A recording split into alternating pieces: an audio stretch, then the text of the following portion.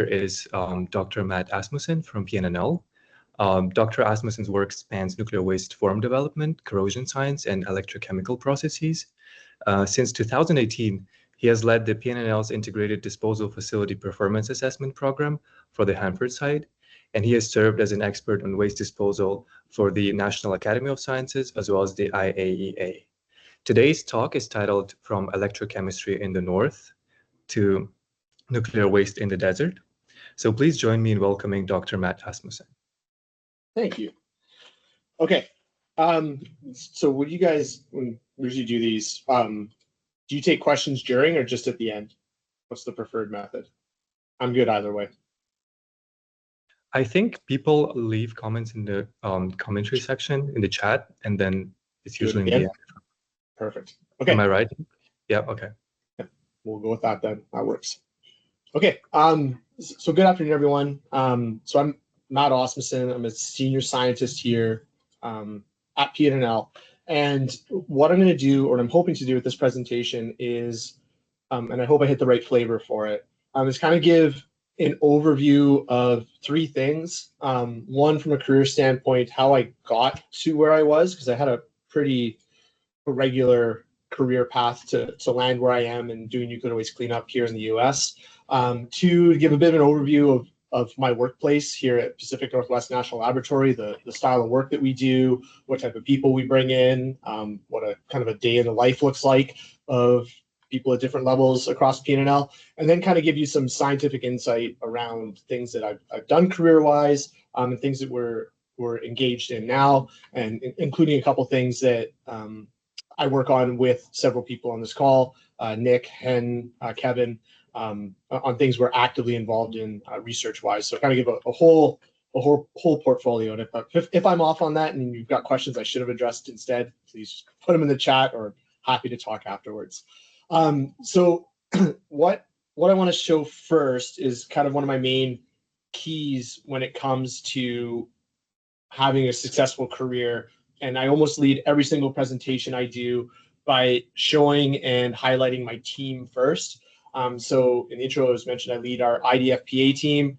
This is that team. It's about 35 to 40 people each year who tackle different issues related to waste management.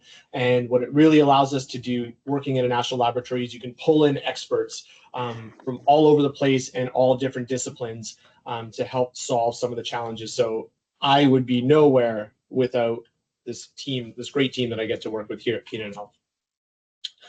So myself, being a bit more selfish with it, I have a fairly broad research net that I cast, and it's mainly driven by the background I had to get where I am. Right now, my main area is nuclear waste management, both on treatment and disposal and regulatory aspects on a wide range of materials, and I do a bit of radiochemistry as well. And my lead into that, which I'll cover, is I also have a very keen interest on the way materials degrade when they're in service, whether that's in disposal, in a plant, on your car, kind of led me into it. And I got into that field with a kind of a fundamental basis in chemistry and electrochemistry, and now doing some work in alternative battery development and one of our nation's main needs around critical mineral recovery and ensuring that we have domestic sources for things that we need. But that's my boring work side of it. I like to think sometimes I have two personalities. I have a work me, and then I have a home me. Home me, I'm very much a stereotypical Canadian, wearing a Blue Jays shirt to just hammer that home, I guess. But outside of work, I love playing hockey. I have since I was a child. I still try to do it today, not very well. I like cooking to kind of decompress. I guess that is kind of like chemistry at home. I like doing water sports. I grew up in an area of the country, Canada, where we got a lot of lakes, so I like being on the water. Really like biking because I'm getting old now and I can't run, feel like my body's falling apart. I like building things, and I like hanging out with my kids. As boring as that sounds, brings a lot of happiness and things. So that's who I am. There are really two sides, and sometimes I see drift between the two, but really I'll focus today on how I got to the point I was in my career from that work perspective and having a broad background. So where I come from originally, we'll start at the beginning and kind of build the story as we go. I'm from a very small town in Northern Ontario, in Canada. This is a picture of Scriber, Ontario, where I grew up. That's the entire town. It's about 1,000 people. My house is over here somewhere. And it is a very Canadian city. It's a mining and railroad drives the town. Everyone knows everybody within it. This is a kind of a false picture. It looks really nice for about 6 weeks of the year, and then in the other 46 weeks, it's cold, gray, and we have very long winters. And just a fun little fact, I like to steal some credibility from my dad. This is a snowshoe art. My dad is now a world famous. Glad he doesn't get to hear me say that. He's a world famous snowshoe artist. So what he does in the winter is he goes out to where there's big fields or big snowfalls where there's freshly fallen snow. And he makes these really intricate designs. So if you want to check it out, you go to snowshoeartguy.com and you'll see some of the stuff he does. So I like to steal his thunder, but it really gets a sense of, where I'm from, it's Canada, real Canada. So I grew up in, the northernmost point of Lake Superior. Canadian wilderness. There's no towns for an hour each way of us, so kind of isolated. Had no idea where I would end up. I did my undergraduate and master's degrees very close to home in a place called Thunder Bay, Ontario, again, close to the lake. I then stayed in the same province, went for my doctorate work down closer to Toronto, and then eventually ended up in a place that I didn't know existed until I applied for the job out in Pacific Northwest National Laboratory. So for those of you who don't know, we're located out in the southeast corner of Washington State. So my educational background, I did my first 2 degrees at Lakehead University. I got an undergraduate in chemistry and then a master's in chemistry. And my main focus areas there were electrochemistry and photocatalysis. And that then set me up to do a PhD at the University of Western Ontario, where I was researching, and I'll cover a bit of this, magnesium alloys and nuclear waste forms. And that was my first kind of tie to the field I am now. And then I joined PNNL as a postdoc back in 2014. I converted to a staff scientist in 2016. I converted to a senior scientist in 2018. And then in 2013, I stopped being a chemist. I now call myself a materials scientist and started to take on more programmatic and laboratory leadership roles within the laboratory. So as we get later into it, I'll give some examples of kind of what responsibilities and what a day looked like in each of these different positions, because even though I've been at the same place, the way I go about my workday and what my responsibilities are has changed quite drastically. So I mentioned before, I stayed close to home. So I did my undergraduate and master's at Lakehead University, again, staying small. This is an aerial photograph of the entire campus. It's about 3,000 students. My dorm room was right over here. So very small, again, close to home, but very beautiful. This is a picture of the sleeping giant, which juts out into Lake Superior. It's kind of a natural phenomenon, but it looks like someone lying down and going to sleep. And the legend was that this was the guardian of Lake Superior, Gitchagumi, that he laid down to forever watch over the lake. So from different points in the city, when you look out, you get this really cool view of the cliffs that are in the distance on this little outcrop that sticks out into the lake. And this is facing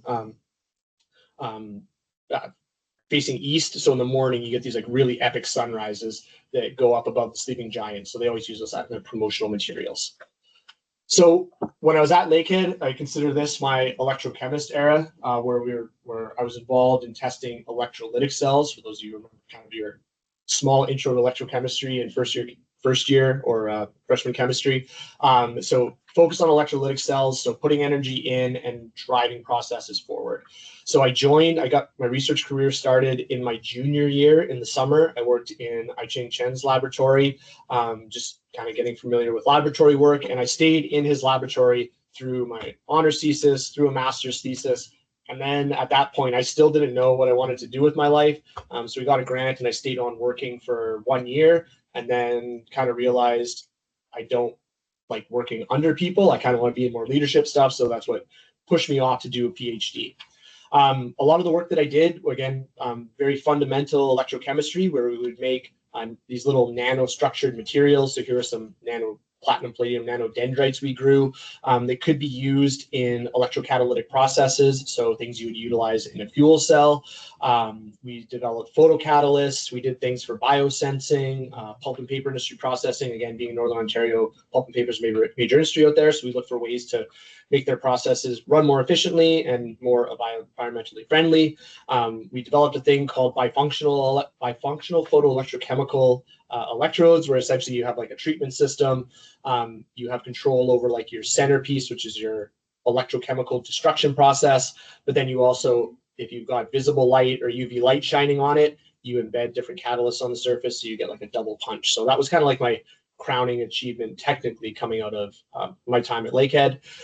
At that time, I'm going to try and do this for all my different career pieces, but the biggest success, or what's set me up for success out of this phase, wasn't kind of the fundamental knowledge. It was more, I learned how to present technical information. There was like a light bulb moment that happened in my 4th year, and that really set me up for success going forward, is learning how to take the information I was getting in the laboratory and present it to a technical audience, and that'll kind of grow as time goes on. But I see this as the most important skill that I still use to date.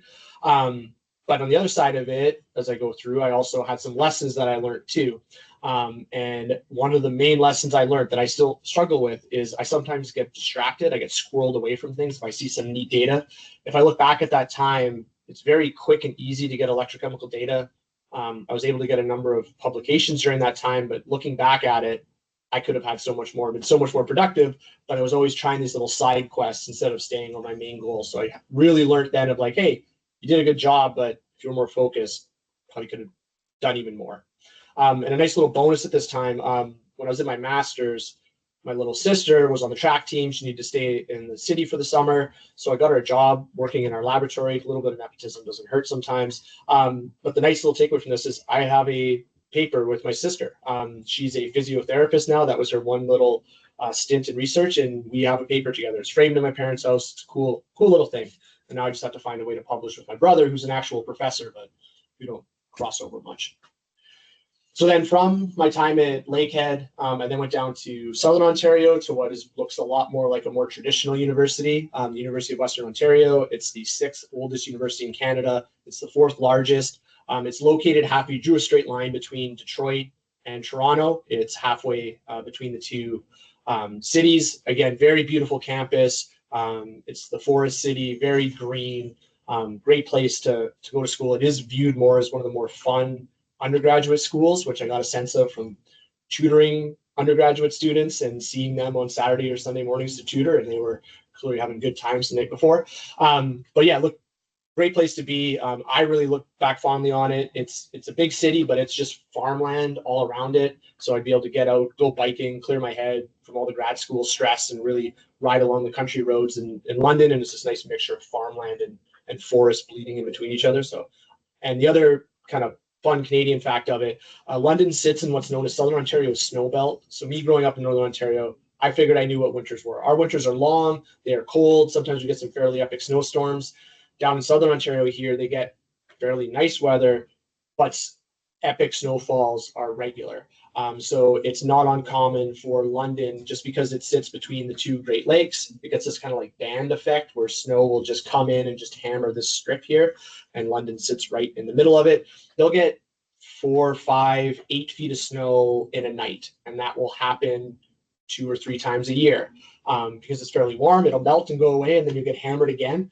So it was really kind of neat to experience that. Oh wow, this is like extreme winter from a snowfall standpoint. But little London fun fact. So then at this point, this is my corrosion era, where I switched from doing electrolytic cells to galvanic cells, which are more you just let electrochemical processes go naturally. I did my PhD with Dave Shoesmith, who's one of the leaders in corrosion science in the world, and is also, and this is where I start to drift into my current role. Dave's one of the leading researchers in nuclear waste disposal, for the disposal of used nuclear fuel. His research has informed how the Swedes, the Finns, and the Canadians are going to dispose of their used fuel. So in his laboratory, I got exposed to the nuclear waste management and disposal field.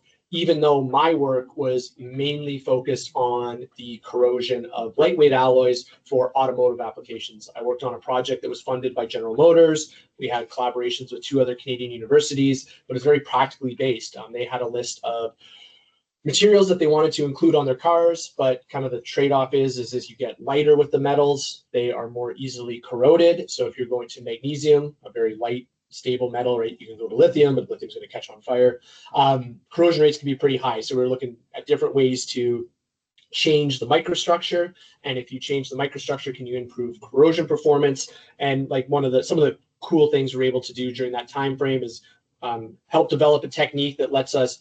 What you're looking at here is an SEM image of a magnesium alloy surface. All these little white areas are inclusions. So those are your alloying elements. And what we do is we can kind of scan an electrochemical probe over the surface, and we can actually watch it corrode in real time. So a red area is where we're getting corrosion, and a blue area where there's not as much corrosion. So that's kind of driving it forward. And then we're able to show for the first time that you can actually induce this like self-protection into the alloys. So if you have your magnesium alloy surface, here's a corrosion layer on top. Here's one of those alloying agents. And what we see is doing some very high res TEM work that you actually start to see like enrichment of aluminum on the surface of the magnesium alloy. And then the aluminum protects you, so you get long-term corrosion.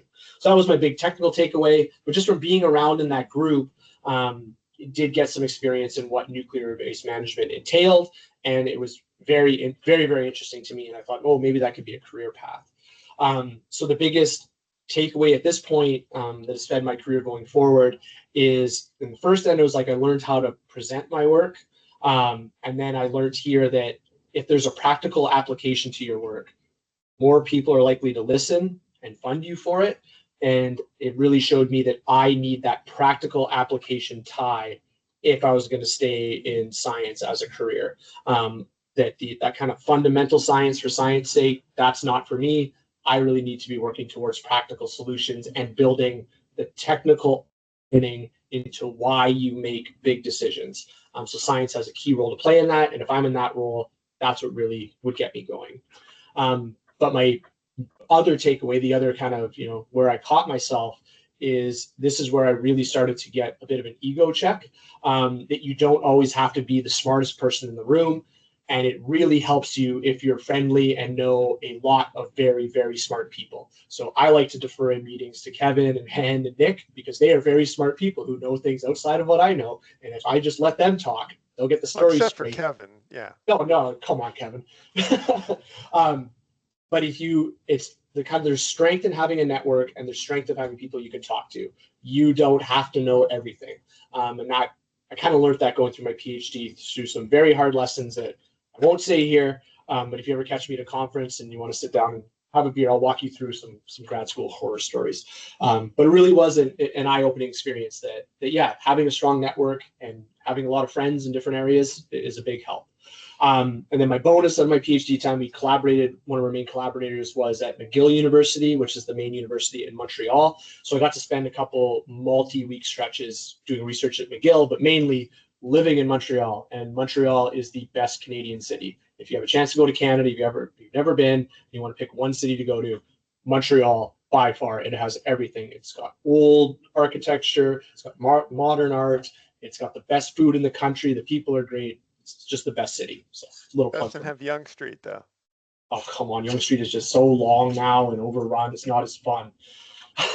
Ossington is a better street in Toronto now, Kevin. Fighting words to my relatives. Yeah. So coming out of grad school, again, that's a very tricky point. What am I going to do with my life? Where am I going to work? A lot of people from my research group would go work at Canadian nuclear laboratories in Chalk River, Ontario. My then girlfriend, now wife, she was working up there. There was a natural pathway for me to kind of go and support Canada's energy mission. But that was very kind of standard fare. She wasn't having a great time. She's from a city. Nuclear labs in a very small place, so it worked for me. But it was kind of like, okay, well, what else can I do? So during my time at Western, through my laboratory's nuclear waste management work, we had a small project back in the times where it was a lot easier for the Department of Energy to fund international partners. We had this small project where we were doing the corrosion of these metal alloy waste forms, which are kind of like you take everything from a piece of used fuel that you put through a specific reprocessing effort. And then instead of taking it and separating them out and vitrifying them, you just take all these metals and you heat them up and you throw in some stainless steel and you make this very, under an SEM, it almost looks like camouflage alloy structure. Very straightforward route. But we were doing some corrosion work for them, and I picked up that project on the side just to kind of expand my breadth and knowledge. And out of that, someone from the group that I currently work in, one of the senior scientists, had reached out to my boss, my PhD supervisor, that there was a job opening. And my PhD supervisor sent it to me and said, hey, do you fancy a job at the US National Labs? I had met some people at conferences. I'm like, yeah, that actually seems exactly what I would do, because we're this great bridge between academic research and fundamental, or actually applied justifications for the work that we're doing. I'm like, oh, that could be really interesting. So I drop off. Oh, sorry, I heard the close noise. I thought it was me. So kind of was like, hey, would you fancy a job? Went on their job board, found a job opening for a postdoc that had one word that said nuclear waste forms, applied for it and didn't really think anything of it. Then got an interview and was like, oh, cool, I'm going to go to the Northwest. What's the Northwest going to be like? I'm like, oh, it's Washington. It's going to have green everywhere. There's mountains there. Might be a little rainy. You know, that's every time you see a picture of Seattle, it's rainy and cloudy. Be close to the coast, a lot of ocean. I know there's a big river maybe. This could be like a cool spot to live. And I knew Washington was famous for apples and having very expensive, fancy hipster coffee joints. So I'm like, oh, Washington, this will be great. So got an interview out here at PNNL. Turns out it was with a completely different group than the one I thought I was going to be with. But when I landed in Tri-Cities, I was very surprised at what the Tri-Cities is, because we reside on the eastern side of the state, the dry side. So we are in the large eastern desert of Washington state. There are very few trees here. They're only ones that people have planted in their yards. It is not rainy. It is beautiful. We get about over 300 days of sun a year. The metric on what counts as sun might be the sun breaking through the clouds in November. But from March through to the end of October, it's pretty much, you might get 5 cloudy days in there. So beautiful weather, beautiful climate. We have, even though we are very dry, there's 3 large rivers that converge right at the Tri-Cities. So it gives me a lot of place to kind of go water sports, get on the river, get on the boat, go swimming. So it really gives the both of, yes, we're in a desert, but there's also large sources of water. So because of those large sources of water, there's also cool things we can do. We have the main industry outside of the national laboratories now is the agricultural sector, which has been growing expansively in the 10 years I've been here. But we're also very famous in this region for our wines and all the hops that we grow. We are the largest domestic producer of hops here in the Pacific Northwest, and we're second only to the Bavaria region in Germany. So we really have a lot of output. So when I landed in the Tri-Cities, it wasn't what I was expecting, but it was great. So now, because of that, I work at, like I mentioned before, Pacific Northwest National Laboratory. We are one of the 17 national labs that are spread across the country, and each of the labs have their own unique capabilities. Some directly support a specific office of the government. Others, like us, support a wide variety of mission needs within the US. So here at PNNL, we currently have, again, this is the start of this year, we currently have about 6,400 staff. That's probably down to about 6,200, 6,100, just with some of the funding changes that you've probably all read about in the news. So not as drastic as others have, some might perceive it as. We're probably down to about 6,200 staff, which is about right to support the mission that we have. We do about $1.6 billion in research work here at PNNL every year. We produce about 2,000 papers and about 300 invention disclosures every year. An invention disclosure, that's not a patent. It's just when we have an idea, we kind of get to file it and it goes into the system that, hey, I had this idea, maybe it'll become something one day. Where that $1.6 billion in funding comes from is really split across 4 main areas. So we are a laboratory that's stewarded by the Office of Science, which means that all of us employees who are scientists or engineers get judged on performance. One of our main metrics is how well did you support the overall science mission in the US? So we do that by developing technologies and publishing papers. So we still, even though we are applied in our area, we still have to be showing contributions to the scientific community. And then there's about 20% of the work is national security, direct from the Department of Energy. We then have about another quarter of our budget comes from other national security efforts that are not DOE, so some of the three-letter agencies and other Department of Defense efforts. And then about 25% is energy and environment, and this is where I do the majority of my work is in this funding sector. So within that energy environment mission at PNNL, some of our core areas are we do a lot of work in electricity and energy infrastructure. So grid reliance, grid monitoring, battery development, and that ties right into energy security and emergency response. So how do we ensure domestically our energy systems are safe? If you do have an outage, how do we direct power? How do you help people out? We have a large portion related to, it depends on which administration we're in, but it's either we're doing things specifically towards energy efficiency and renewable energy, or we're doing things towards domestic energy security. And it's the same style of work, just the flavor is a little bit different. This is where we do a lot of work in novel battery development. There's a number of technologies that have come out of PNNL that are utilized by Tesla and the major automotive companies in developing ways to support our energy sector. We then do, we have a piece that supports atomic energy and nuclear power, everything from cradle to grave of fuel development all the way through to disposal. We do work on carbon management and fossil energy support, again, shifts every couple of years, but it's the same style of work, ensuring that our oil and gas industry is functioning at the most efficient way it can possible. And then where the majority of my work sits is in environmental management, which is related to the cleanup of nuclear waste sites and the optimized management of nuclear waste. So the reason why the environmental management piece is a key core capability of PNNL kind of goes back to the same reasons why I find Eastern Washington interesting is, again, so it's very sparsely populated, a lot of big open spaces, fairly temperate climate, large sources of water, and again, a lot of space that you could use for different things. And if we go back to the 1940s, it's not just Matt Asmussen in the 2010s thinking this is an attractive location. Back in the 1940s, General Leslie Groves, who was tasked with citing the locations for the Manhattan Project, he was one of the Manhattan Project leads. He was looking for a location that was hidden. I didn't know where what Eastern Washington was or where it was. Checks the box. Very sparsely populated. Prior to the Manhattan Project arriving here, we were a couple of villages. We are still fairly sparsely populated and spread out, something with a fairly temperate climate and large water sources to power this new technology that they were developing to do the enrichment of nuclear fuel to produce plutonium for use in atomic weapons.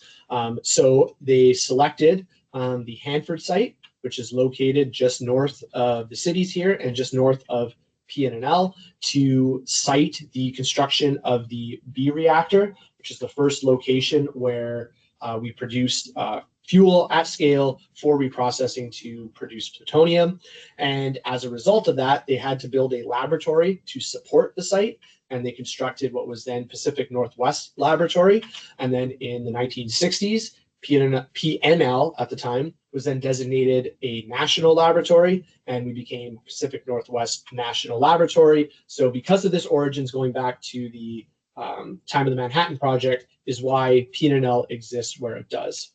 My little fun fact about Leslie Groves, he's got a park named after him here, which I used to think was the coolest thing. But he was actually a character in the Oppenheimer movie, for everyone who saw it. And, you know, you always get the question, who would play you in a movie? I bet you he, maybe not at the time, maybe he would have said like Clark Gable or something, but Matt Damon played him. So that's kind of a nice little tip of the hat to him. So yeah, if you saw Oppenheimer, you saw Leslie Groves, who's the guy who picked Hanford, which is why PNNL exists where it does. So yeah, like I mentioned before, here at the Hanford site operated for plutonium production between 1944 and 1987. And we did this through 9 different reactors that were on site. 8 of them, their mission was specifically to irradiate fuel to be reprocessed to extract plutonium. 1 of them had a dual purpose of producing a bit of power plus doing plutonium generation. And the way that the Hanford site worked is the Columbia River is here and it kind of borders the site. PNNL's down here to the south. This is a flip picture. But what they would do is all the reactors were spaced out from each other. So that way, if you had an event or an incident, it wouldn't affect your other capabilities. You had different people sourced at each site, so secrets wouldn't really drift between the different locations. And what they would do is close to the river, they would irradiate the fuel, and then being close to the river, they could bring the water in to cool the reactors. They would then take the fuel out of the reactors, move it up to a series of finishing facilities.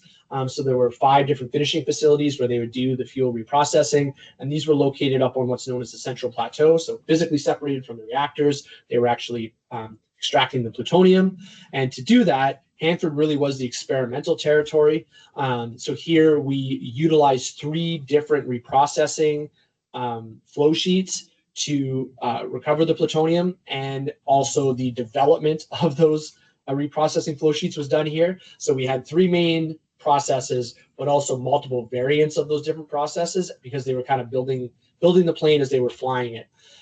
So we did 3 different processes, and in total, we would process close to 100,000 tons of nuclear fuel here at the Hanford site. So the legacy that was left behind of that is we have approximately 56 million gallons of chemically complex, highly radioactive waste that are stored in underground tanks here at the site. So at the time of them developing the reprocessing efforts, it was acknowledged in a lot of DuPont reports, GE reports, that, hey, this product that we're making at the back end of the reprocessing cycle, seems to be very hazardous stuff. We should be doing something with it. But the view at the time was strictly, no, we need this magic element for our bombs. All money and efforts go towards that. All this waste at the end, we'll figure it out later. So what they decided to do was, for the waste that they thought was going to be the most hazardous, they built these large underground storage tanks which range anywhere in size from tens of thousands of gallons all the way up to 1 million gallon size tanks. And the plan was you would just take the waste out of the process and store it into these tanks. They acknowledged at the time that, hey, the only material we can really use here is carbon steel because it's lower cost. We're only going to get about, at best, 20 years. And if we do some management, maybe we can get 50 years of life out of these things. A lot of these tanks were constructed in the 1940s, 1950s, so they are now well past their design life. Because of the aggressive nature of the waste that has gone into it, this is a picture of inside the tanks. You get these thick salt layers on top. These range anywhere from 1 molar sodium nitrate up to 7 to 8 molar sodium nitrate. Very complex mixtures, very radioactive, so not a good condition for carbon steel. So as a result of these efforts, there's been a number of the tanks that have leaked and discharged this radioactive waste into the subsurface here in Hanford. And at the time, there were also portions of the waste that they thought were less hazardous that they intentionally discharged into cribs and tried to use like French drain design to let the subsurface filter out some bad stuff.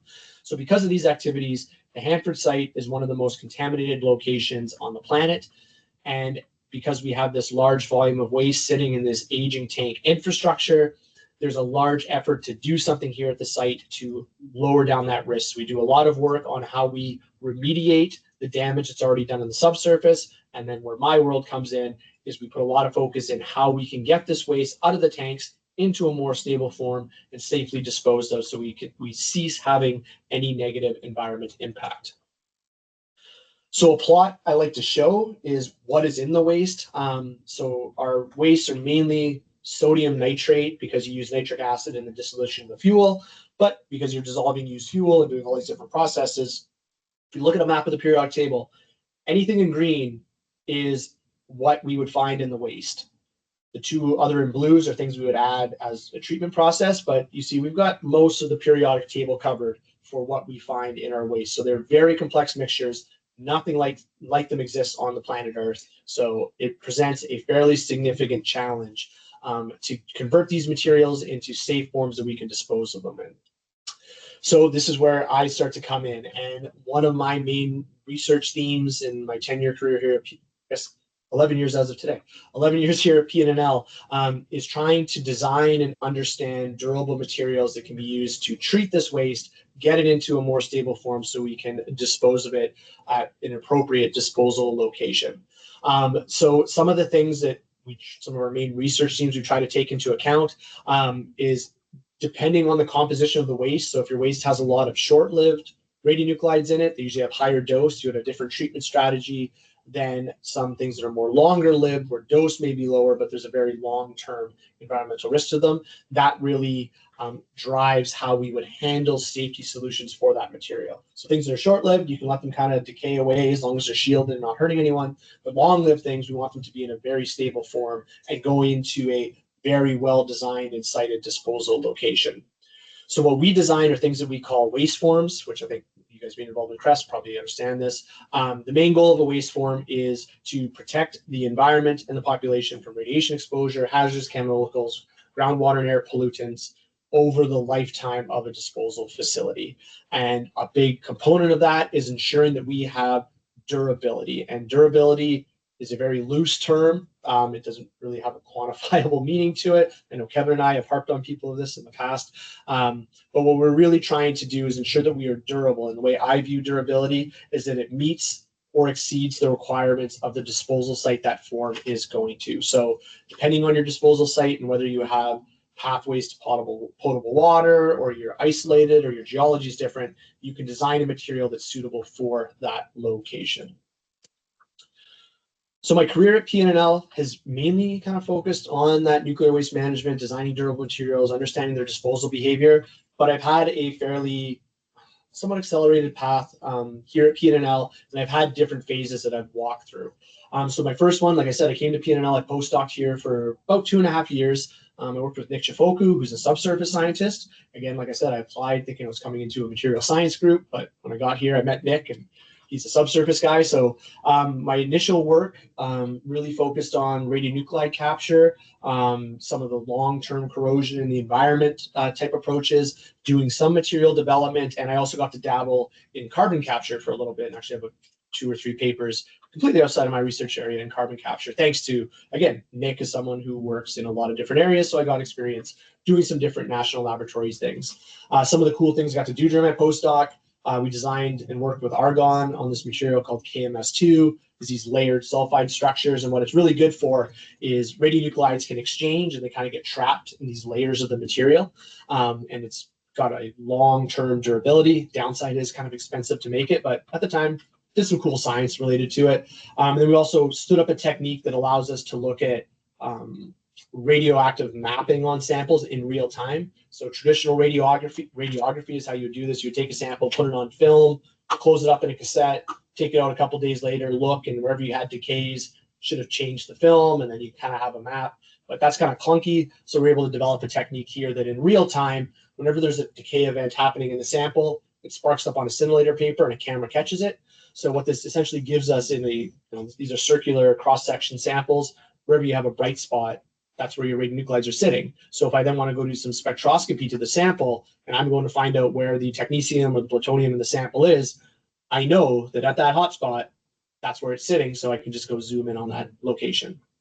So during my postdoc time, my biggest takeaway, positive takeaway from it, is that anything that seems like an opportunity, say yes to it, at least to learn more about what it is.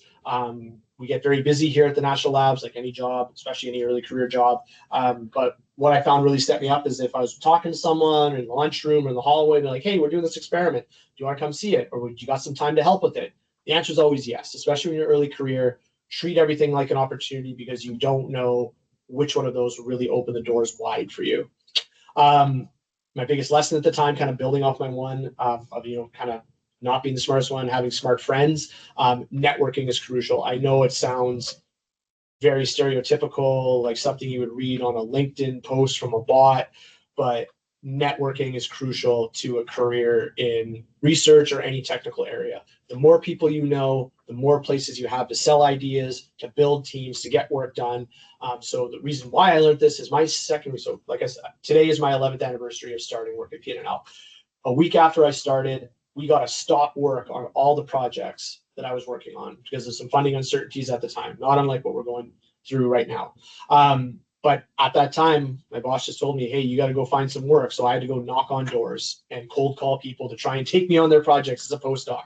And as I learned, as time goes on, to kind of ride uncertainties or grow new ideas, networks are crucial. So what does a day in the life of a postdoc look like at PNNL? Hasn't changed too much since I was doing it, and now my team of postdocs is you're usually in the lab about 4 to 6 hours a day. You then have an hour or two to kind of do thinking about your data, data analysis, data workup, and you go to about 3 meetings per week. One of them is probably with your supervisor to remind them what you're actually doing and who you are and how you fit into their plans. But really, it's very lab focused. So then in 2017, I converted from a postdoc to a staff scientist, and I was still located within the geosciences group. And this is where my work areas really started to expand.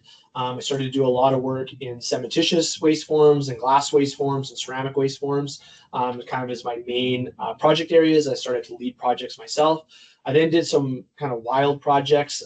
We had one related to the corrosion that rubidium metal has on stainless steel for some other oddball waste capture. I've got a review paper that I don't think anybody will ever cite. I try not to cite it myself, use it as a joke because I want it there as at zero value, but it's pretty much the only paper on rubidium corrosion. And then my coolest project is I had an idea and we got it funded to do critical element recovery from seawater using electrochemistry. So what we did is we developed a system where we could selectively extract lithium directly from seawater in a form that you can use to fabricate a battery. So you could pretty much jump the supply chain and just use electrochemistry, continuously extract lithium from seawater in a passive fashion. Eventually you end up with this precipitated or this solid, looks like an electrode, a lithium-ion battery electrode that the lithium's inserted itself into, and you can use that to synthesize lithium-ion batteries. So this is a project or a technology that's still being developed by our battery group. I'm very proud of it. But again, it was outside of my main area, and it only came about because I said yes to a wild idea. And at this time, because I'm a scientist, I'm starting to be the face of more of my projects. And what I really learned here is the biggest skill is learning how to speak to your specific audience. And if I look at all the skills that I have as a scientist, my strongest skill set is I know how to talk to different audiences. So I can go to a technical meeting, and I like to think I can still hang with the scientists and academics, but I can also go out into the community. I can go into the mayor's office. I can go into a high school. I can go into a union office, and I can talk about the impact of why we're doing the work. And being able to talk to your work at different levels really is a key asset, because you never know, again, when an opportunity might pop up and you might have 30 seconds to make a pitch. You have to know who you're talking to, so you're talking with them, not above them and not below them. So it was really a skill I picked up during the scientist time. And my biggest lesson here was, kind of young. My wife and I are both like trying to make careers here. Didn't really know what a work-life balance was, and some stuff. Again, life hits you really quick, and you realize, oh, this isn't really working for me. So it's tricky when you're younger in an early career. You just want to chase. But the quicker you learn how to manage a healthy work-life balance, the more successful you are. And I've been able to perform a lot better as I've really figured out my work-life balance.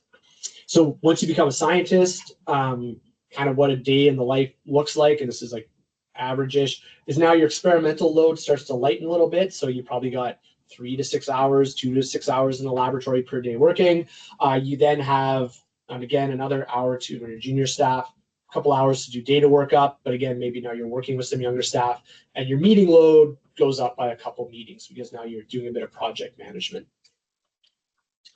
So after this, I've moved into what is now my principal investigator era, where I started leading projects, then leading a program, then doing a lot more interfacing with our external clients. So whether these are companies that we're doing research for or Department of Energy officials, doing a lot more interaction with them and growing ideas, making sure that we can help companies and site contractors and DOE meet the goals that they have. So I stepped into this role around 2019. I changed groups into the group I originally thought I was coming here for, the radiological materials group. That's where I still sit. In 2019, I took over as PI of our IDFPA program. Again, we got about 40 people who work on this program. Our funding is between $10 and $20 million annually. So really a lot of work happening on a lot of different areas, people of all different expertise. So it really keeps work exciting. And now the work that I do, again, is focused still on waste forms, durability testing. I'm now starting to do a bit more in modeling, even though I'm not actively doing it. Like I said, you're not always have to be the smartest person. I sit back and let Hen and Nick and Kevin and some of our modelers here really help us develop a useful tool that we're going to implement here at the Hanford site. So learning more there. And then I'm now starting to dabble a bit more on the regulatory side of things as well. So the biggest in this time frame, even though I'm still in it, kind of the biggest success is I'm now seeing the output of my work. Things that our team has done and we've done with our collaborators are actually influencing change in the way things are being carried out here in the Hanford cleanup mission. And that's really rewarding to see, because what had sold me on a career in science is having a practical application. And now I'm actually seeing a return on all that investment in time. And it really is rewarding to see it. And it's what helps me get through when, really stressful days, really stressful weeks, really stressful months. Seeing that payback really, really is nice to happen. But then my biggest lesson this time frame is I've switched from just being a young person trying to drive. Now I've got a young family. In my priorities in my life, work is number 3, number 4. And realizing that and coming to the realization of it wasn't easy. But now that I have it, I feel like I've got more energy to give it work, because I know when I'm at work and when I'm not at work. And it took me about 10 years to figure that out.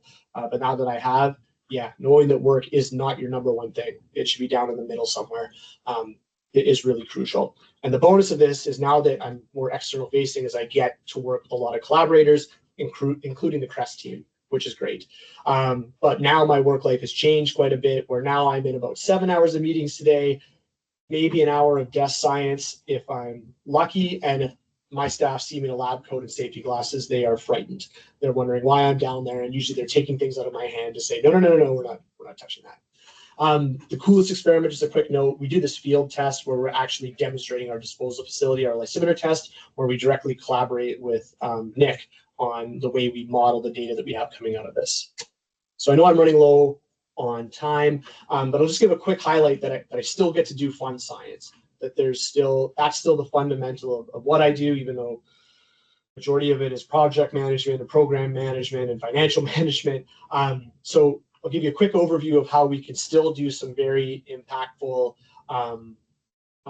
learn something very meaningful, but also underpin it with some science. So we do a lot of work. Technetium-99 is one of our main risk-driving radionuclides in the Hanford tank waste. Within the Hanford tank waste, because it's so complex, technetium, we would expect it to just be in its 7+ oxidation state, but in the waste, we've identified it in several other oxidation states. And they usually get stabilized in those different oxidation states because they're complex with organic compounds. Those different oxidation states of technetium behave differently through the waste treatment process. And we didn't have any data about how one of these oxidation states, technetium-1, behaves if it were to go into a cementitious waste form. So the way we investigated this is we made a series of samples, synthesized different technetium oxidation states in the lab, put it into cements, and then got samples ready. And my colleague Sarah Saslow took these samples to the synchrotron to analyze what the oxidation state is in the waste, in the grout, and once it leaches out from the grout. And what we were able to find here was a nice story, was that if we put this technetium-1, it exists like that in the waste. And then when we put it into the grout, it stays at technetium-1. You see the spectrum's not changing. And then once it leaches out, it's still technetium-1. So this tells us that in practical modeling space, if there's no conversion, we need to treat these different technetium inventories individually in our long-term models. So a very practical piece of information. But the fun piece of it is, if we're doing this work, kind of fingerprinting the radionuclide oxidation states in this region can get kind of tricky, especially in a very complex chemical mixture like tank waste. So we're trying to look for other ways we can fingerprint the radionuclides. So in talking to some of our collaborators at the Karlsruhe Institute of Technology in Germany, they were developing another synchrotron technique that would allow us to look at a different energy end. So most of these measurements here are done on what is known as the K edge of the technetium signal. They were saying that they were able to do some measurements at the L edge, but they'd only done it for the technetium-7 species. So what we were able to do was first send a synthesized compound over to Germany, and they were able to measure it and show that for the first time we could measure a technetium-1 species on the L edge. I still think this will be our first science paper once we get it out. But then we were also able, for the first time, to send Hanford tank waste not only out of state, but out of the country, across the ocean, to be characterized at KIT, where we also identified that technetium-1 species in the tank waste, and then they were able to return it to us. So we've now sent Hanford tank waste. We always get laughed at that it takes us a long time to get processing here. Well, we've now sent it across to Europe and gotten it back. So what kind of got me where I am? The main three traits are, I think I'm very personable, so I've been able to establish a fairly broad network, stay friendly with people, be Canadian, right? Interact with folks, and they'll interact back with you. I'm constantly evolving. Every 5 years, I've kind of been in a different research area, and that's kept me well-versed, well-balanced, and able to move in a different opportunity space. And then I'm very driven, and I think it comes from my semi-athletic background where I have this need where I do want to win. I've learned how to handle losses, and that really helps me drive my workspace. So where do I go from here? My biggest push is seeing the Hanford mission run more effectively. And just some final takeaways from what I think this presentation was supposed to be is any chance you have to say yes to an opportunity, do it. You never know where it will lead. It might be an hour of your time, it might end up being 10 years of your time. And the best way to do that is people knowing who you are and what you do. And it's not redundant. If you do have a 30-second elevator speech, not just to someone who's academic, but also maybe someone you meet on the street or you're talking to a government official, having different versions of your 30-second pitch, extremely valuable. But where do some of you guys as new staff coming into our field, where do I see you guys fitting? And the biggest thing you can do is you can teach us old generation about your new tricks. And a perfect example of that, I had an intern here this summer who essentially taught me how to use some of the AI agents to make my work life go more efficiently. That person is now a staff member here. I had no idea how to do these. I didn't have time to learn new things. You guys are the ones who come in with these new skills. So being able to force and implement them really helps us old generation maximize what we're actually doing. And my final takeaway message is always consider yourself a free agent. No matter you're working somewhere new, opportunities always abound, and no one will ever look negatively on you if you jump to another good opportunity. So that's it. So thank you all for listening. I apologize for running long. It's another trademark of mine. Thank you so much, Matt, for a motivating and insightful talk. Does anyone have questions?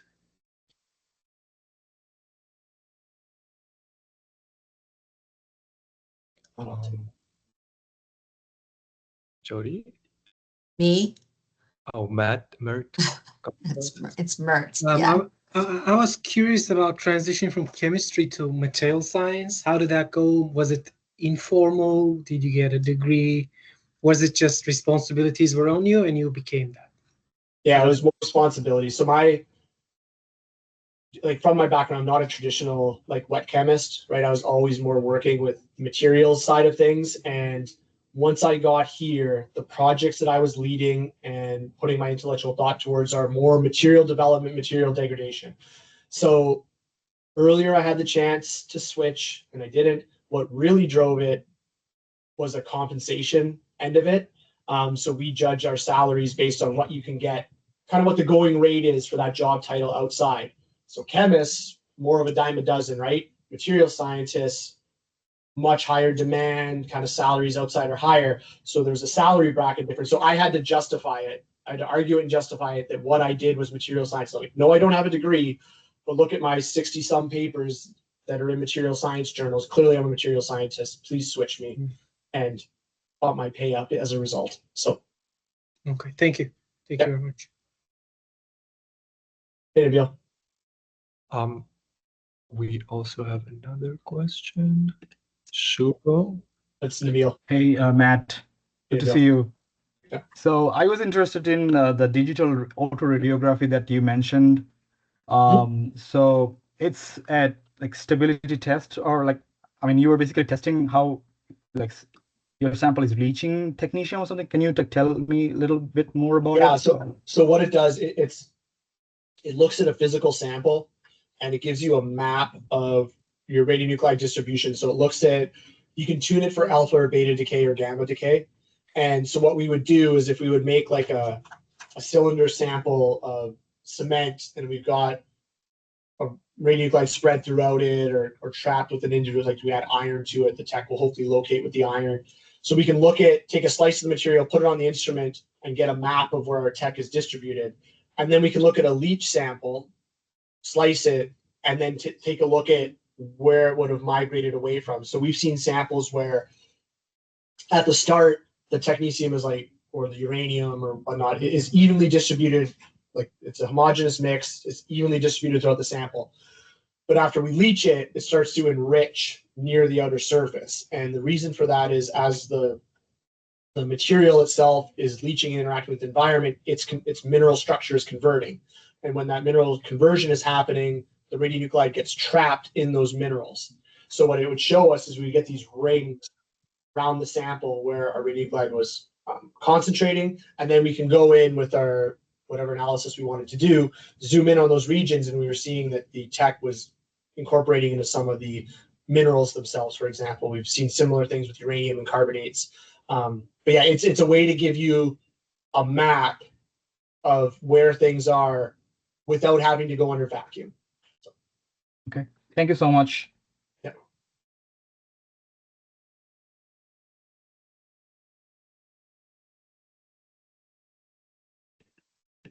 All right.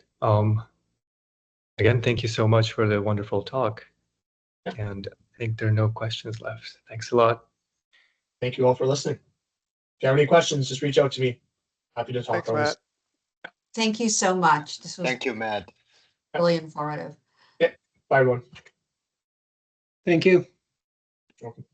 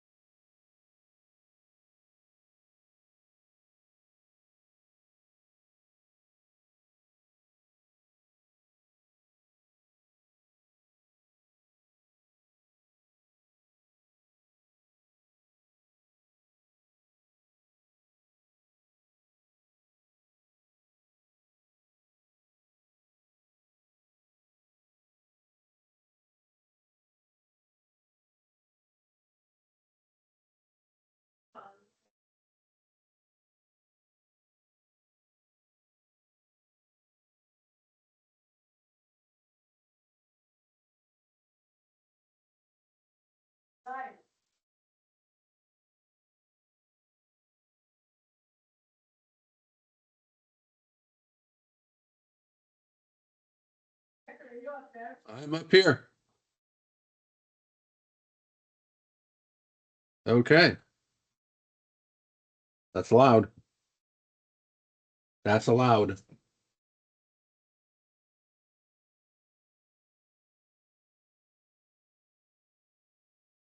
You have lunch?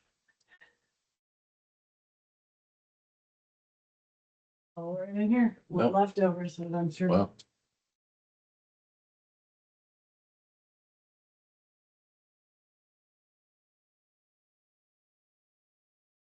What's that?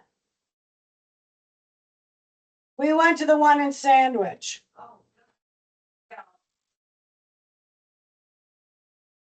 Well, we'll call and find out. Maybe they can send them.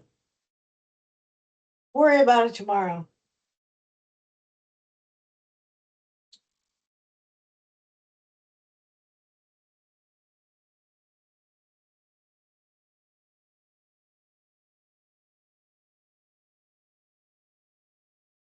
want to get a lobster roll? No. No lobster rolls were had. We went to the Marsh side. No, The line was too long at Sissuit. still. Amazing. It was nice though. Because then you really notice why it's called Marshside. Because you don't usually go there during the day and sit on that Right.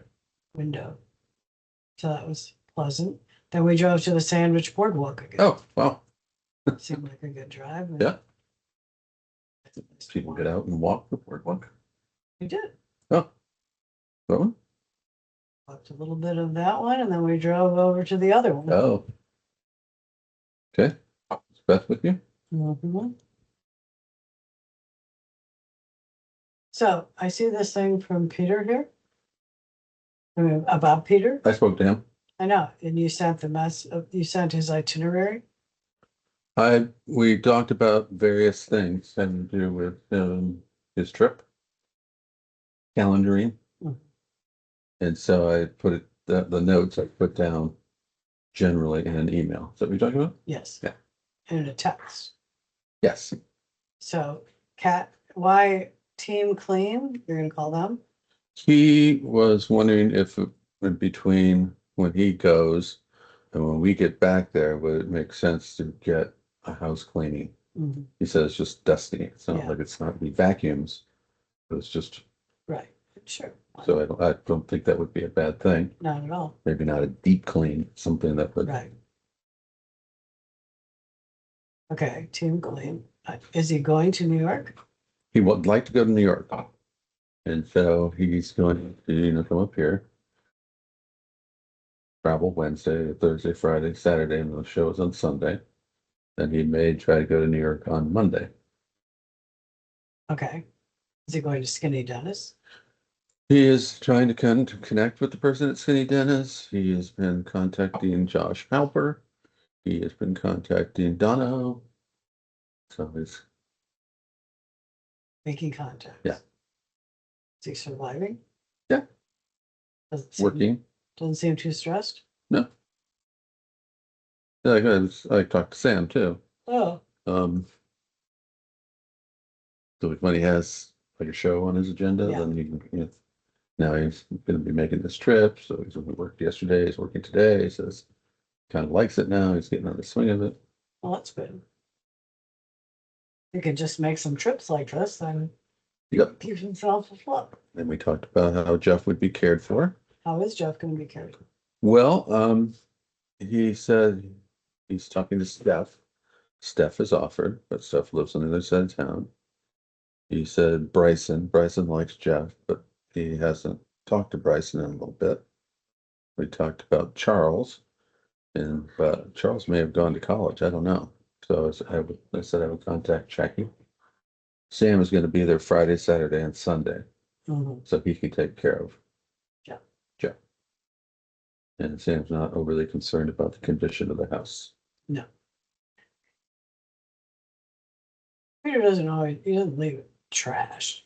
No, he was worried about it. I said, look, Do what you can. You don't need to get all busy to. We'll take care of it. You gonna survive? History. Too much talk? Wow. Just too much give, Which one? too much giving. Oh. I spent Oh, all you? week. Yeah. Oh. That's all I do. Yeah. Because I'm on a different channel and people don't know that channel, so they can't give to me on that channel. All I can do is give to them on their.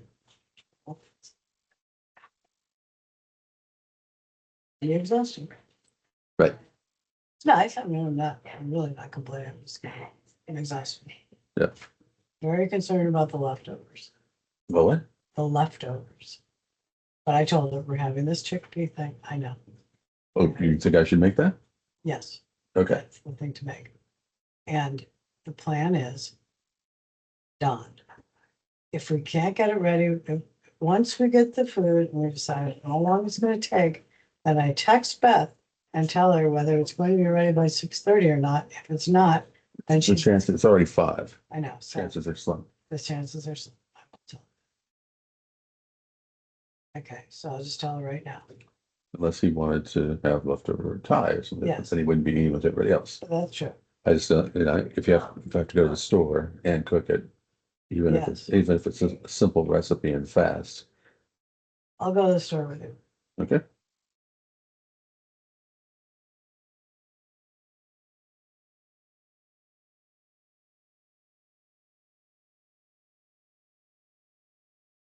So,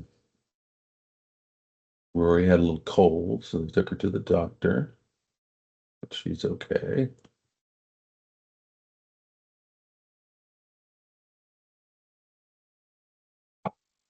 Let me just send this to them.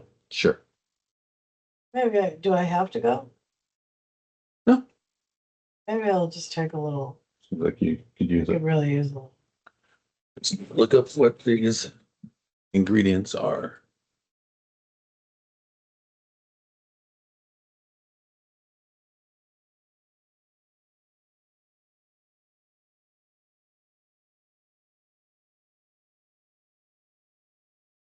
You get the line too.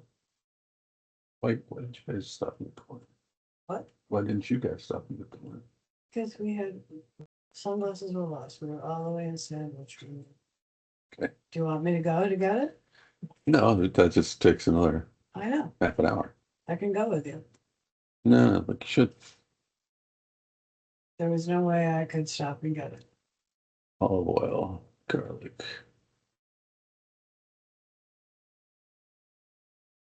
Tomato paste, vegetable stock, soy sauce, sea salt, chickpeas, spinach.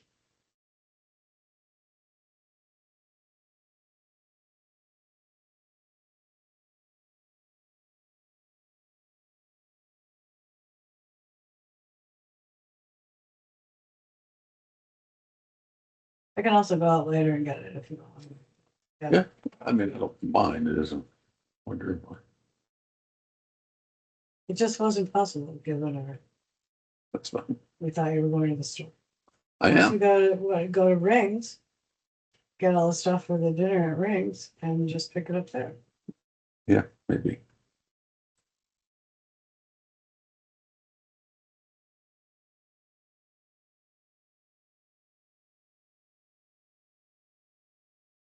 Don's going to eat there and then join. Don is going to eat there and then join. Eat at his house.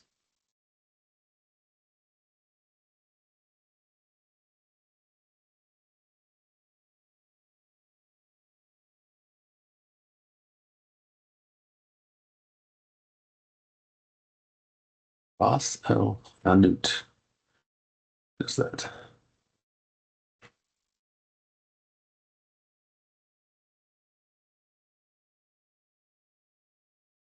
C tip.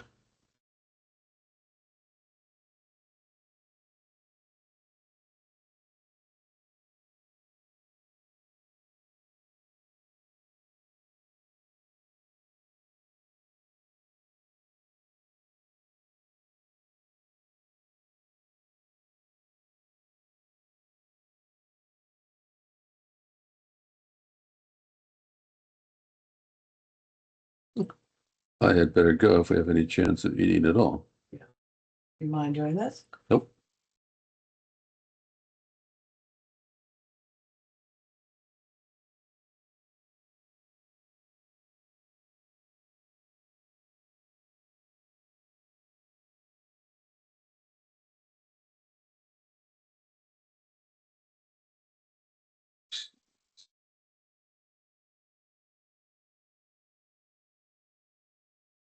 Just going to be too spicy for. Is it super spicy? It doesn't have to be super spicy, but it's kind of Middle Eastern, I think. It has cumin, garam masala, curry powder.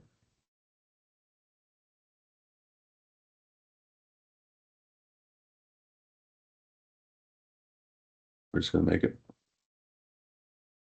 You can eat the Thai food. Yep.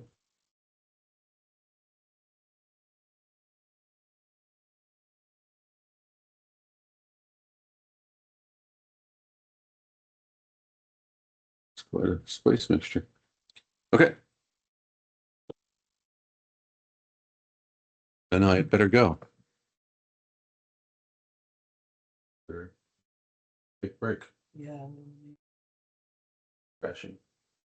Sure.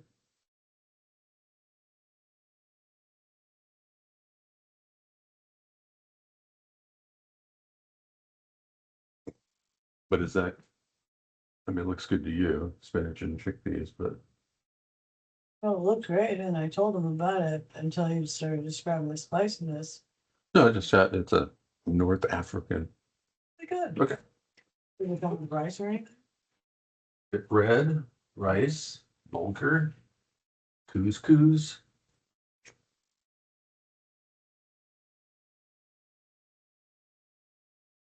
I was probably gonna get some bread.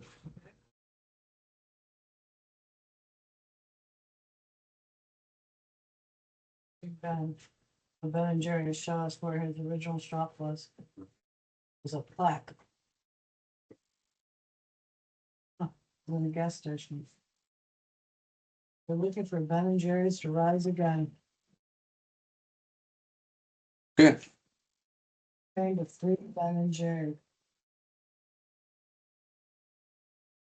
I'll have to pay attention to that, but And, cannot. I really shouldn't be getting sucked in. Are you sure you're okay with this? You know, Yes, I am. break. The end of my, and then I have all these other leftovers here.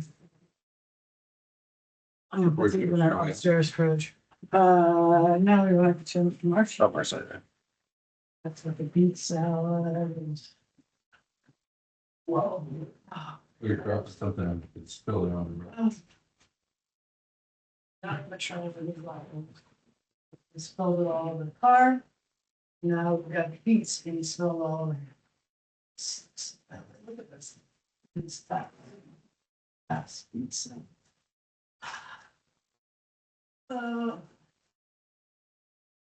They get a towel. I'm gonna have to go down and get some water. You can handle that. I just put them up here for now. It's also down here, see? Wow.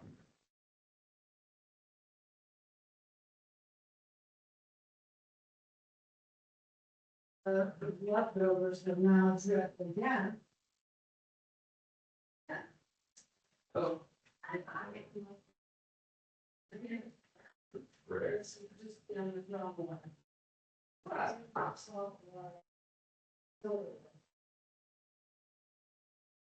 You have the right, I have one right here.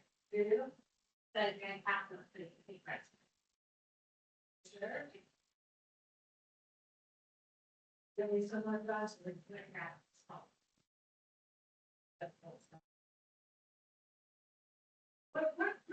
do we do now? They'll grab our lunch, they'll be Oh, in a car. oh my God. They looked worse than ever.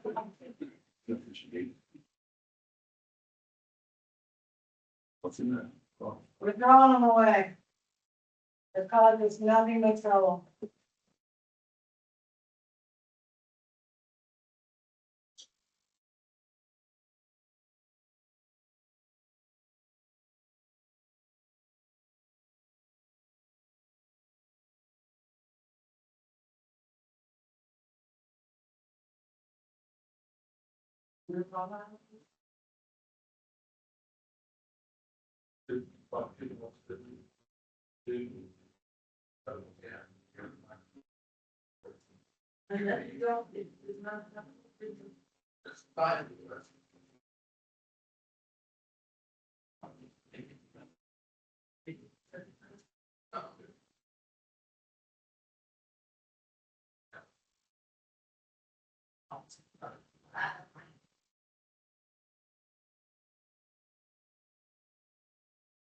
Yeah. Yeah, first one. Okay, let's start Mathew.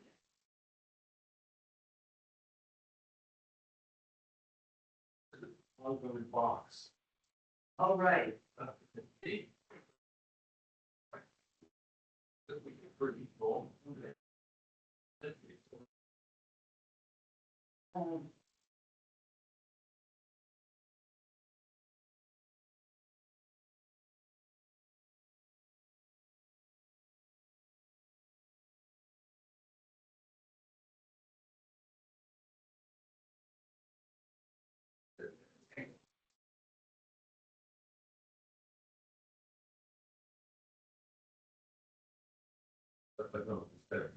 Oh, all right. I would give it for 15 to 20 minutes.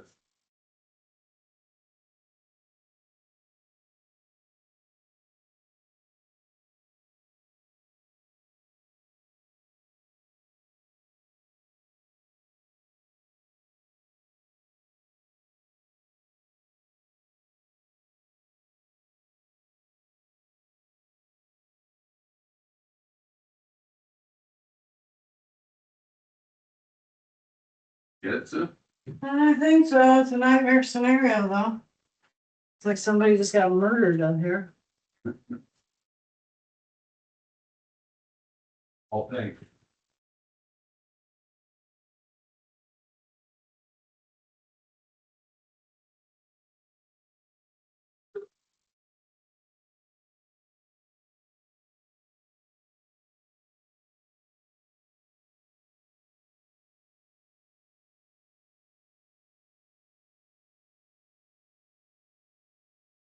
Yeah, Well, I was signed up.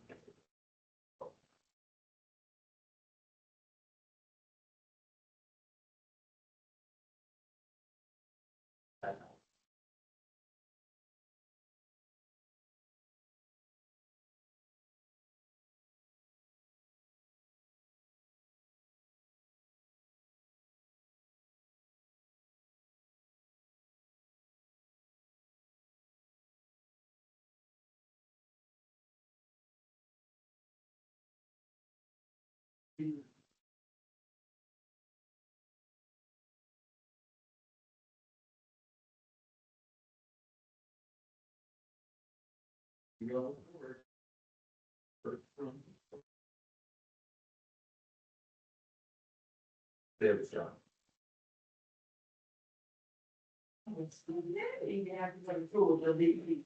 Yeah, it's like, it's going real in a different form.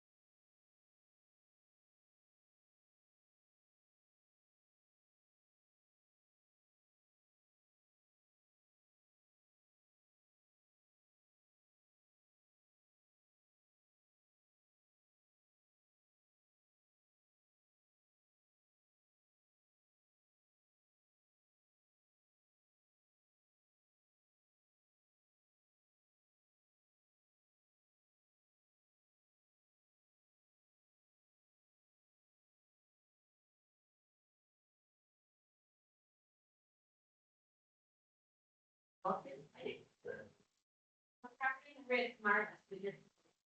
that's. It's all to go by.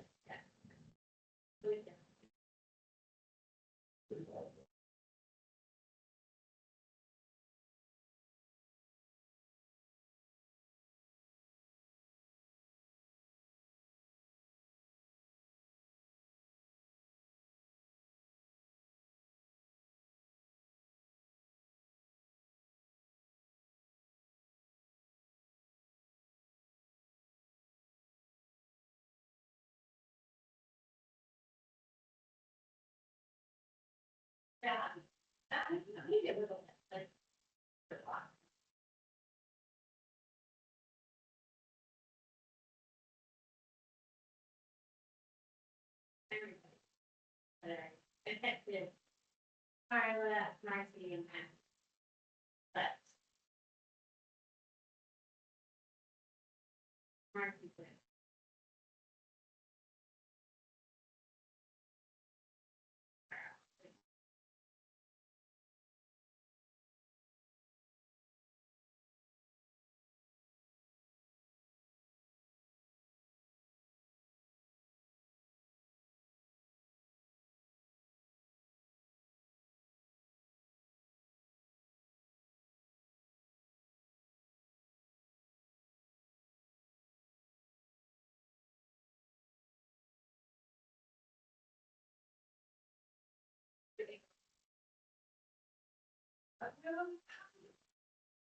Here.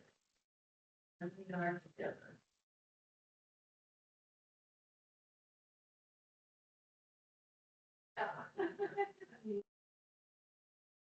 I know what is going on.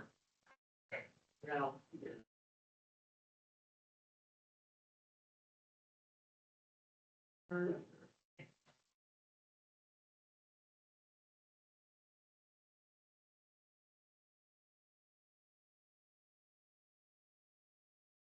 I think oh my wonderful parrot thing. Same.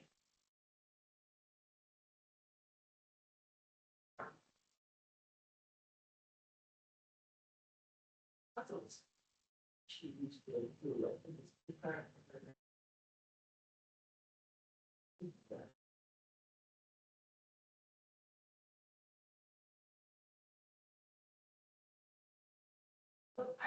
He was.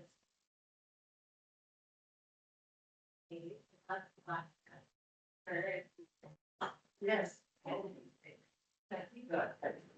Yeah, so everything. Right. Everything got very. Yeah. Yeah.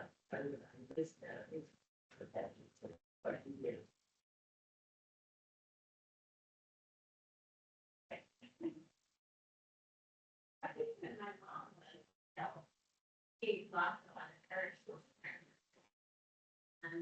And she was very gentle. Yes. Well, that's the way part of it. Yeah. That's it.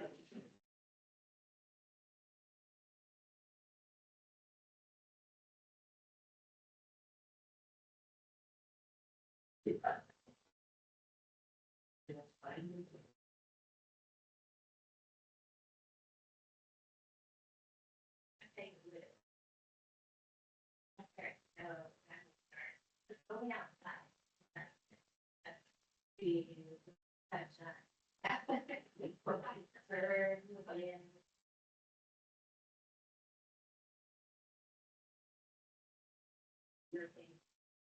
Yeah, yeah.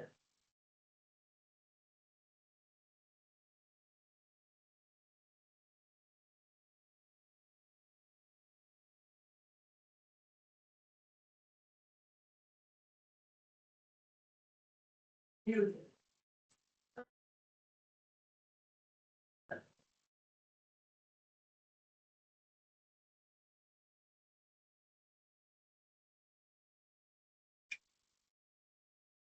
And then, so remember them for like a little while, and then a couple of weeks will go by, and you can go clear. Then they go, I just saying, it's cool. I can't remember.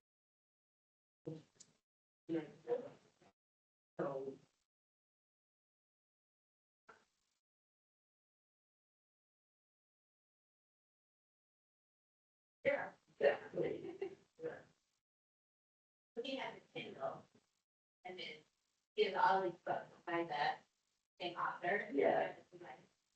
And so we just sort of. Well, that's great. So they're all like vaguely familiar. Great. Remember like. Yeah. If I could do that, if we could get to, yes. I think we do.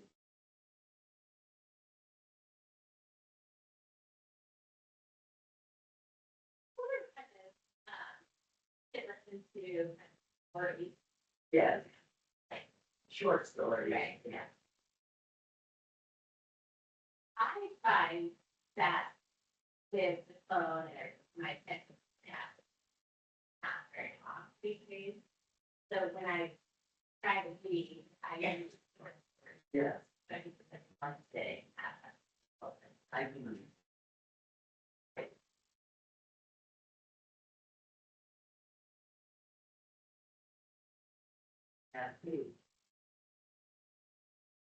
There's like podcasts like It's American Life that the American sort of union.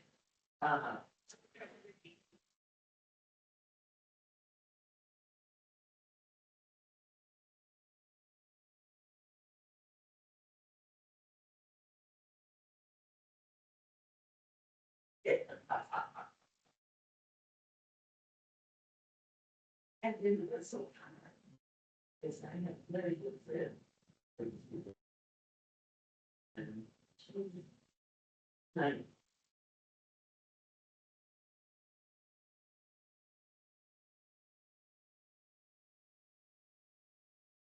and they're very good to me.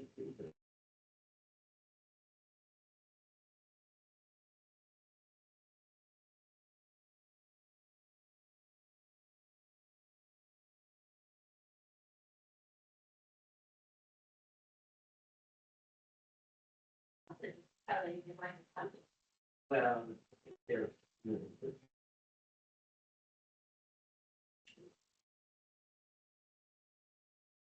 Because the other, yeah. Although it's too.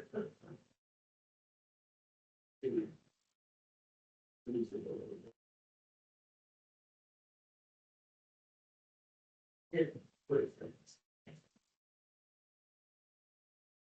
was About once a week. yeah. And sometimes, and I would see more often. I certainly do that.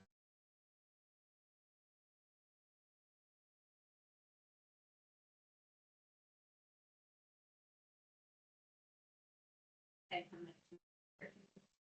Yes, I know that.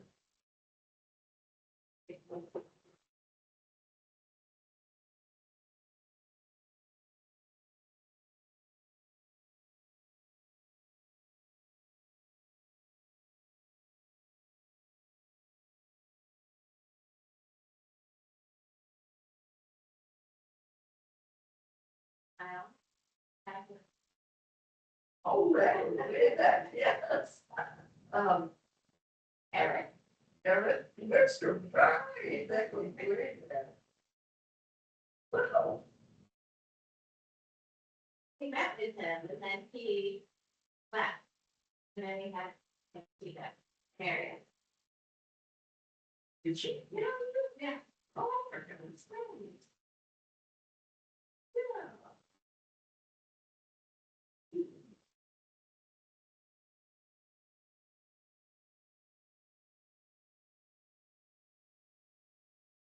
Yeah. Did Jim marry, through the Yes. that?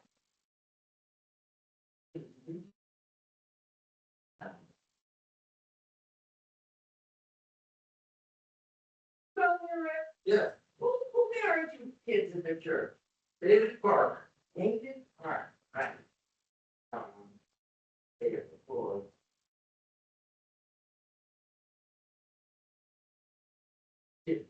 And, Then came cadet. And. Right.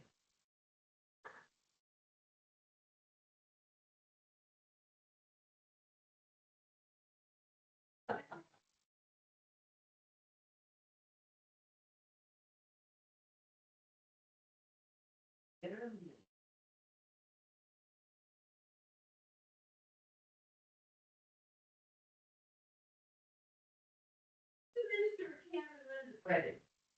Yeah, we weren't here, we were in Japan. Oh, that's right. I don't really remember, I've seen the video. He's, goodness mother. Right.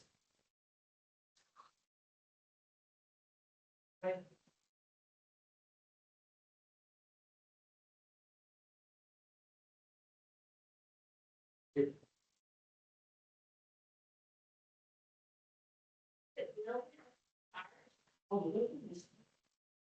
Star child. Our, Archer. Oh, goodness. with her, her last name Star Child. Yes.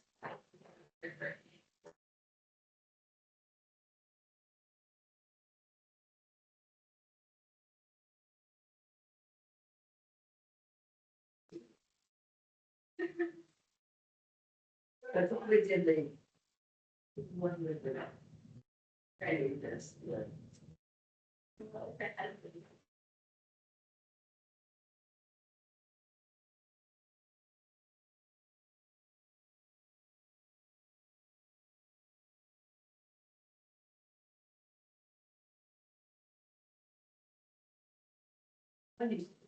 Right.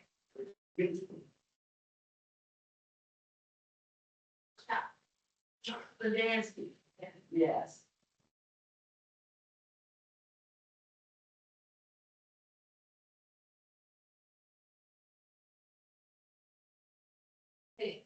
On the internet, she is a writer. Right. Chuck is he's a placement therapist. Yes. Right. Which was done.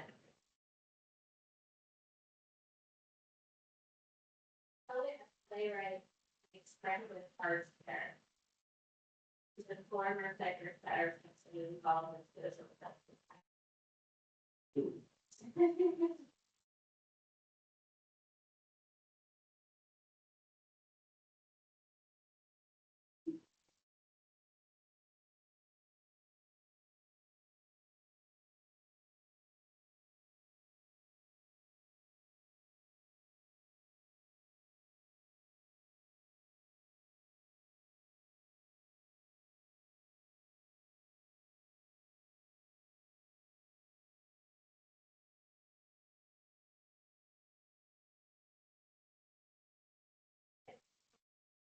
He was at the church, the last time. Oh.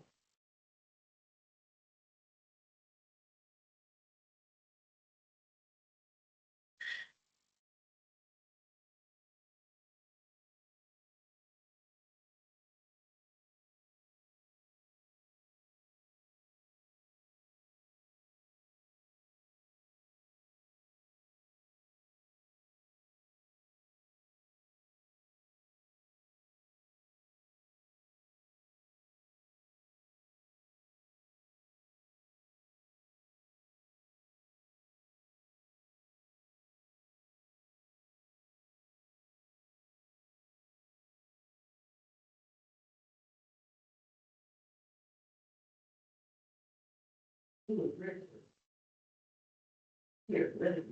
Right.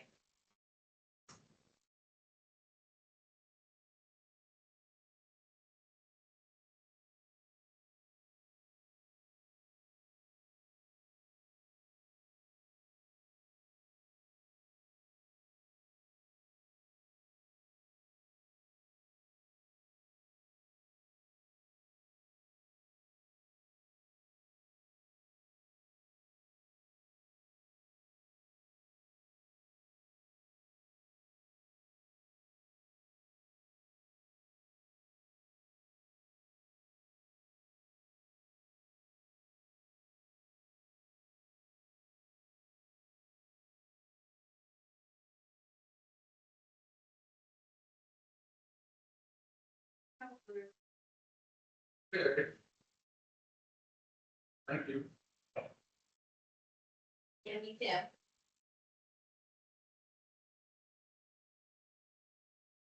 We've done this one before. Good for picture. Your time can't go wrong, right? Definitely.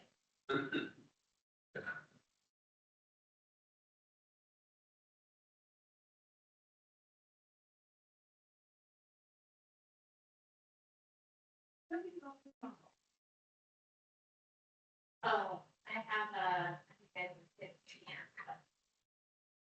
yeah, I have a return car at 30 years.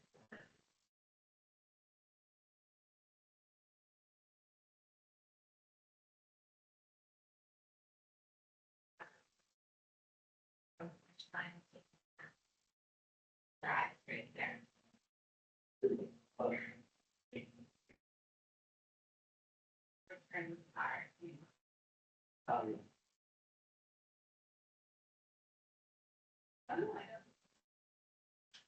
I haven't fully thought it through.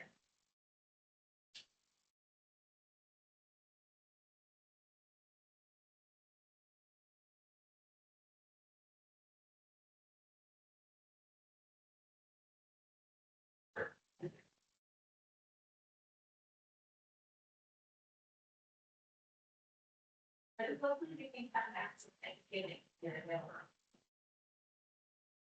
So we can talk to, who should we talk with? Yeah. It's now Thanksgiving. You and Rick, you and Sue will be home Thanksgiving, right, Rick? We're thinking of going to California. Oh, that's right.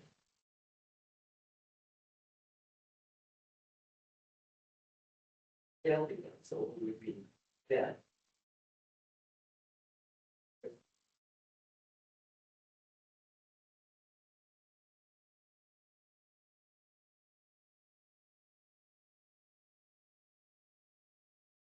Yeah.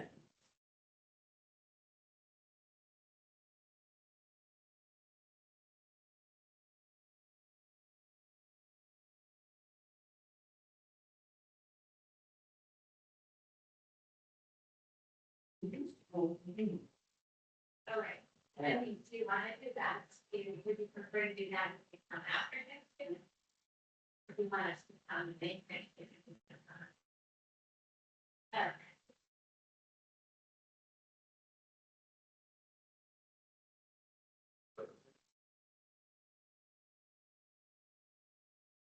Maybe we'll go, is it, we'll fly and visit my dad for like 2 days.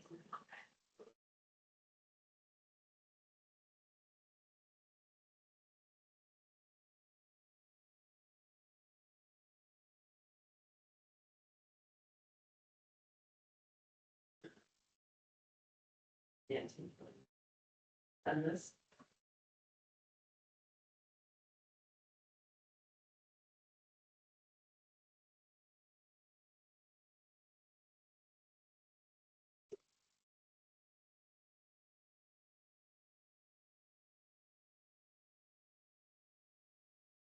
Great, stay with me. Yeah, They have one, they have a bedroom I do. that you can rent. That's nice. Yeah, and it's on the first floor. And I think, I mean, he pays for it, it just sort of goes in his bill. And see, I've offered to pay for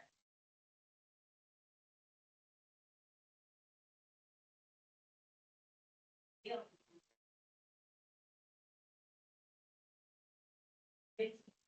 It's large, but it's too big to eat that. Perfect. But I mean, literally nothing. Yeah. Yeah. We are good. Yeah, so they actually go to lose. There's quite a bit of work was in here, like, so they're from, and you're what? Girl.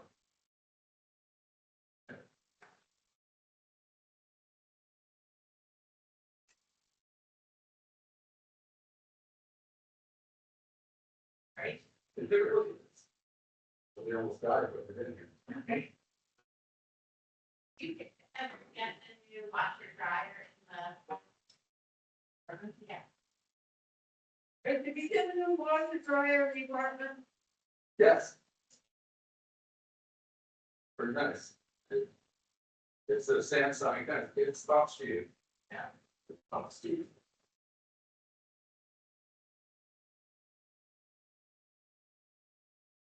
I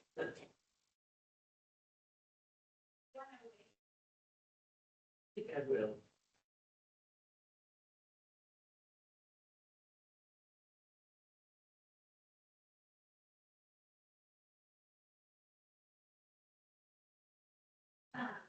Meeting smart.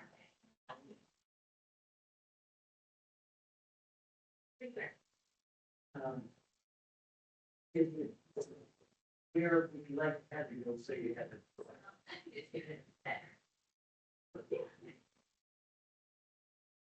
That would be very well done.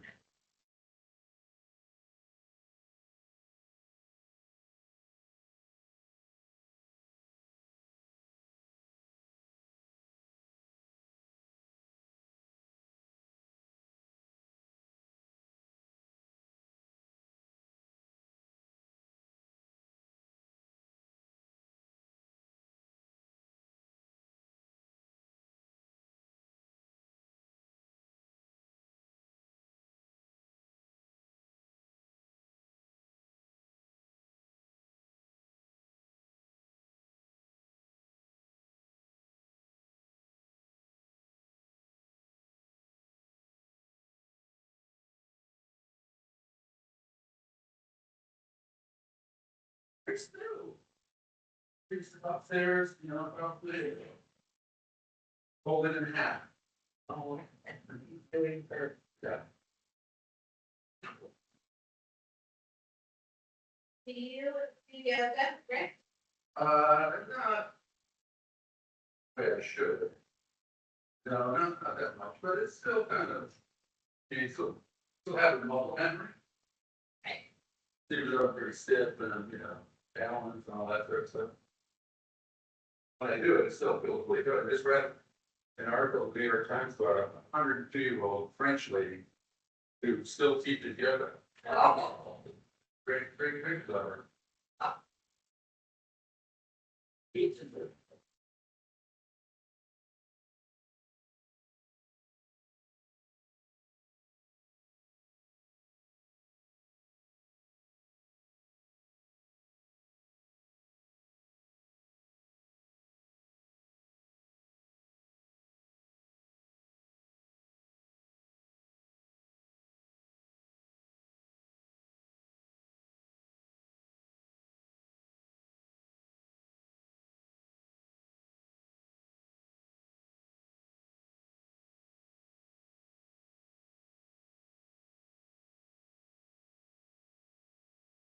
Bottom line is that laughs.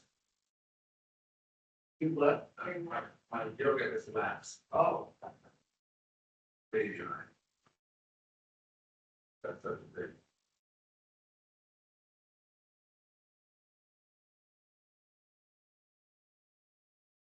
I was very taken with these two women who at the yoga retreats. Who I think almost 69, almost 70. And they've been, what I loved about them is they were like a real duo, and they've been friends for like 35 years. And they did yoga together 2 to 4 times a week. Oh, for heaven's sake. They were both like very like as long as live. Well, maybe I start now. Be able to touch my toes when I'm.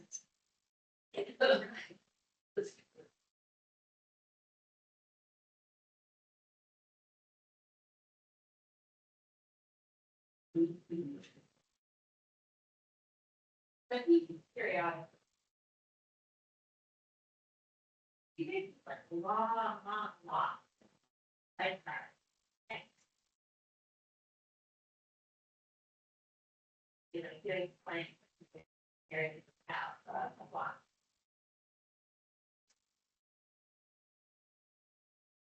I have a trying to building. I don't like that. I drop Josie at school at 8:30, and then I go to the student class, and then I go to class. Usually after for an hour. But the day started. So I decided that once you go to high school, I'll try to get 8 o'clock. Oh. And yeah. Love it. Yeah. What you get into it.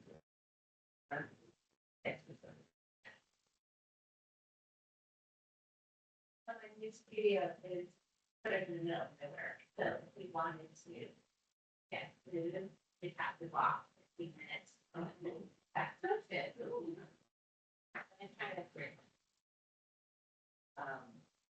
And where to? So it's an area. It's called a dog. Kind of an industrial area. And there is, it's kind of near the bay, south. And it is, there's an art organization there, so it's not really built up, but it's like a little. And of course, like the more you move out in the center, the more affordable the rent, the bigger the studio.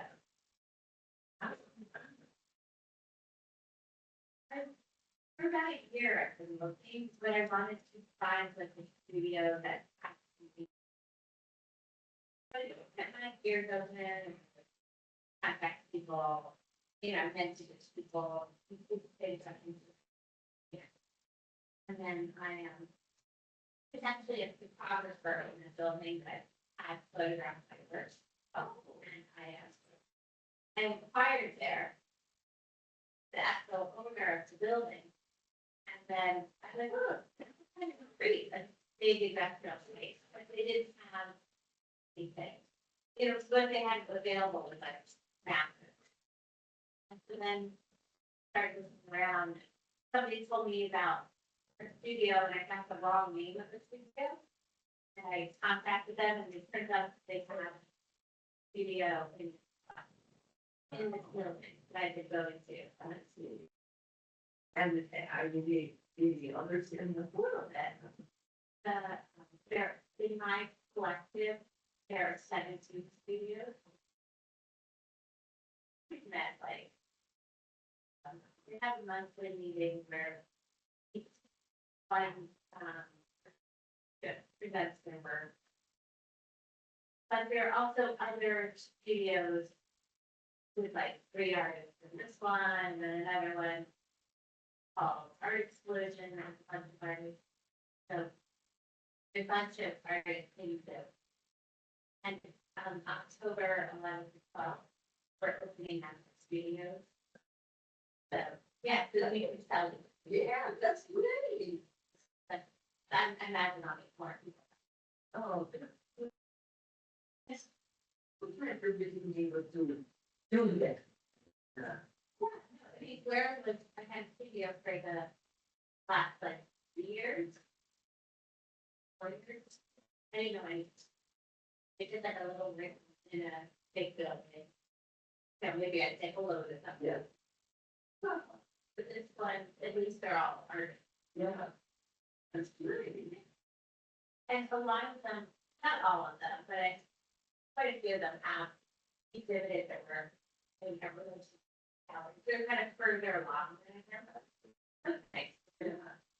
Maybe that's advice. Now, are you actually going to some classes?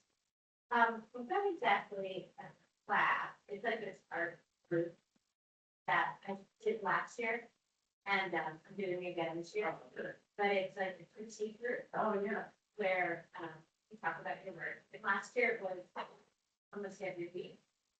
It had professional practices as well, where you learn how to apply for grants and how to, create a website and what we should put in your website or your CV, how to gallery.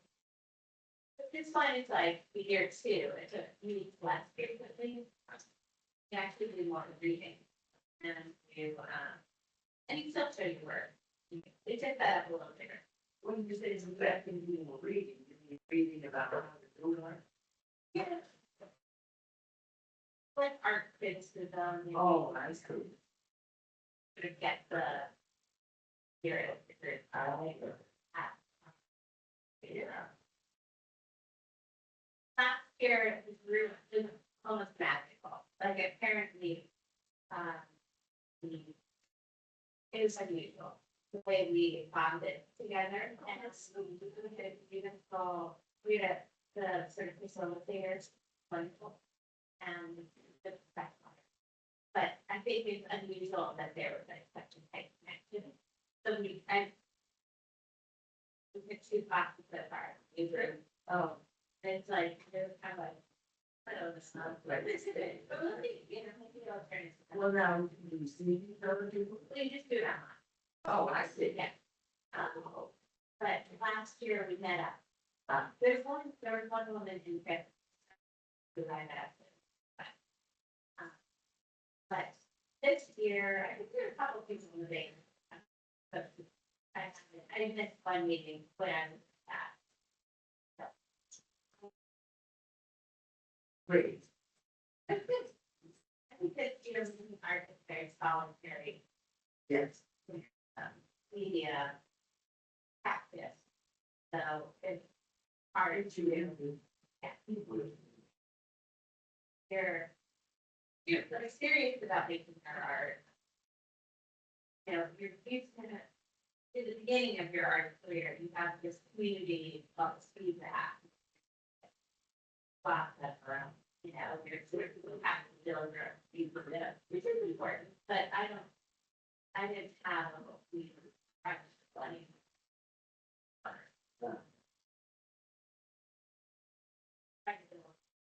And then studio.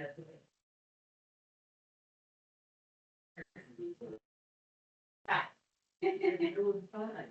That's it. It's good, but it's not like when you're big, Yeah. that connection doesn't flow. Yeah. Also the whole like community of school kind of winding down. Yes, you're not making friends, you're my kids. Yes. Yes.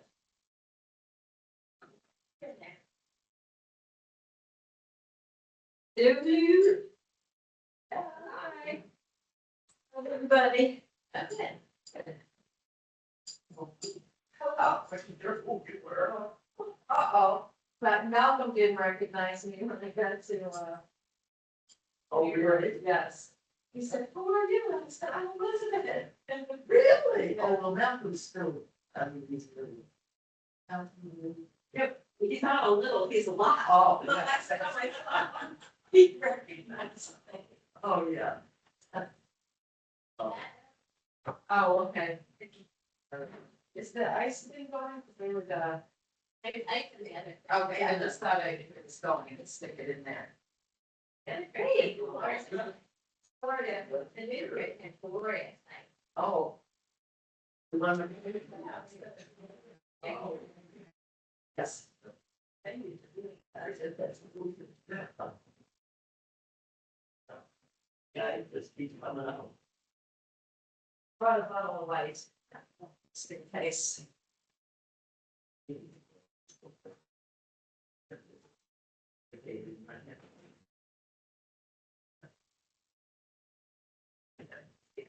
Hey. Well, it is, and I do it on purpose. That's it.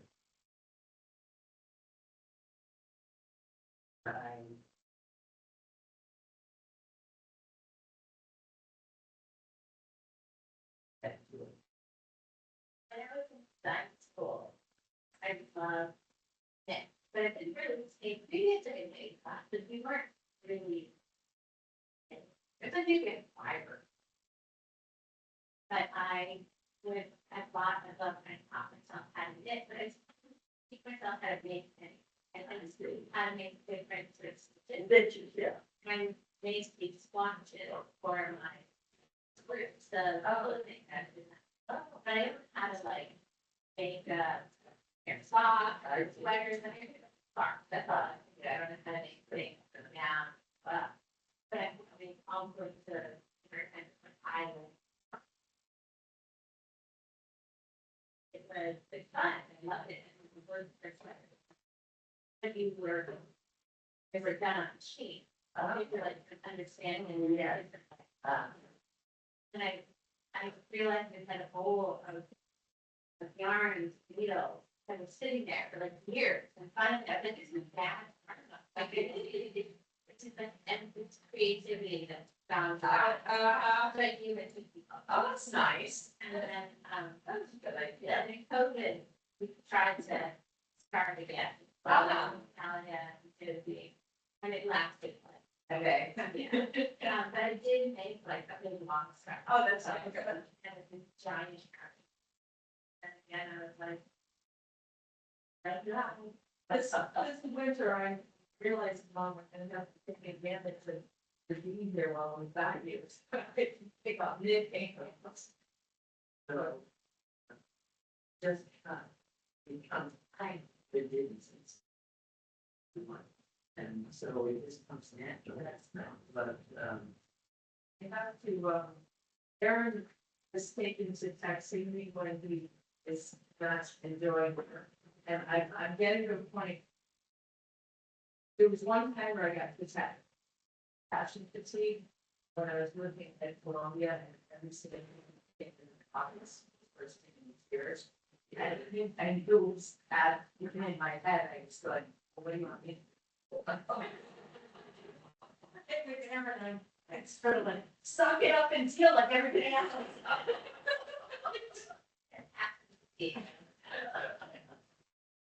Boy. Learn to deal like we all did. I feel like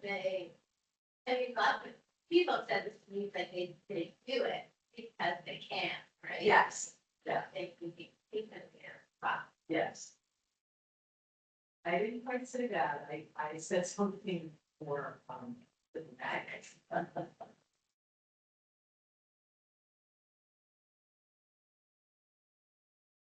I mean, like one of the things is like we probably has an experience. Adjustment, back nice away, go back to work. Right, but just let me do that. Right. And who did the people know? I mean, oh, nice. That's what she used to do. It. Yeah. What is it? We have a box of wine over here. The red one, the bottle is, we got put in that. Okay, I'll take that open. All right, that's something. Yeah. And that's, I see it with the stem last time. This. No stem. There is, oh, I see it right here. This. Stem. This angles and probably we had that last night and I just had to turn it out.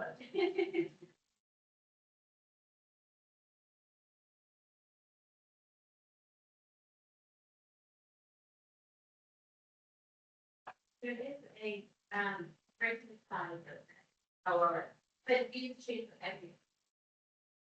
Is the rose open already? No.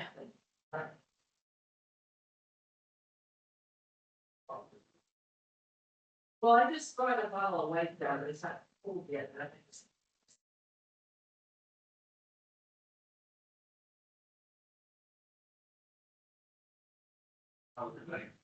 It was long. Yeah. Really nice. Yeah. It's a very nicest ever. And they just express it. A friend of over there. He was really good and it had fun. Like, well, part dog kind of funny. Yeah.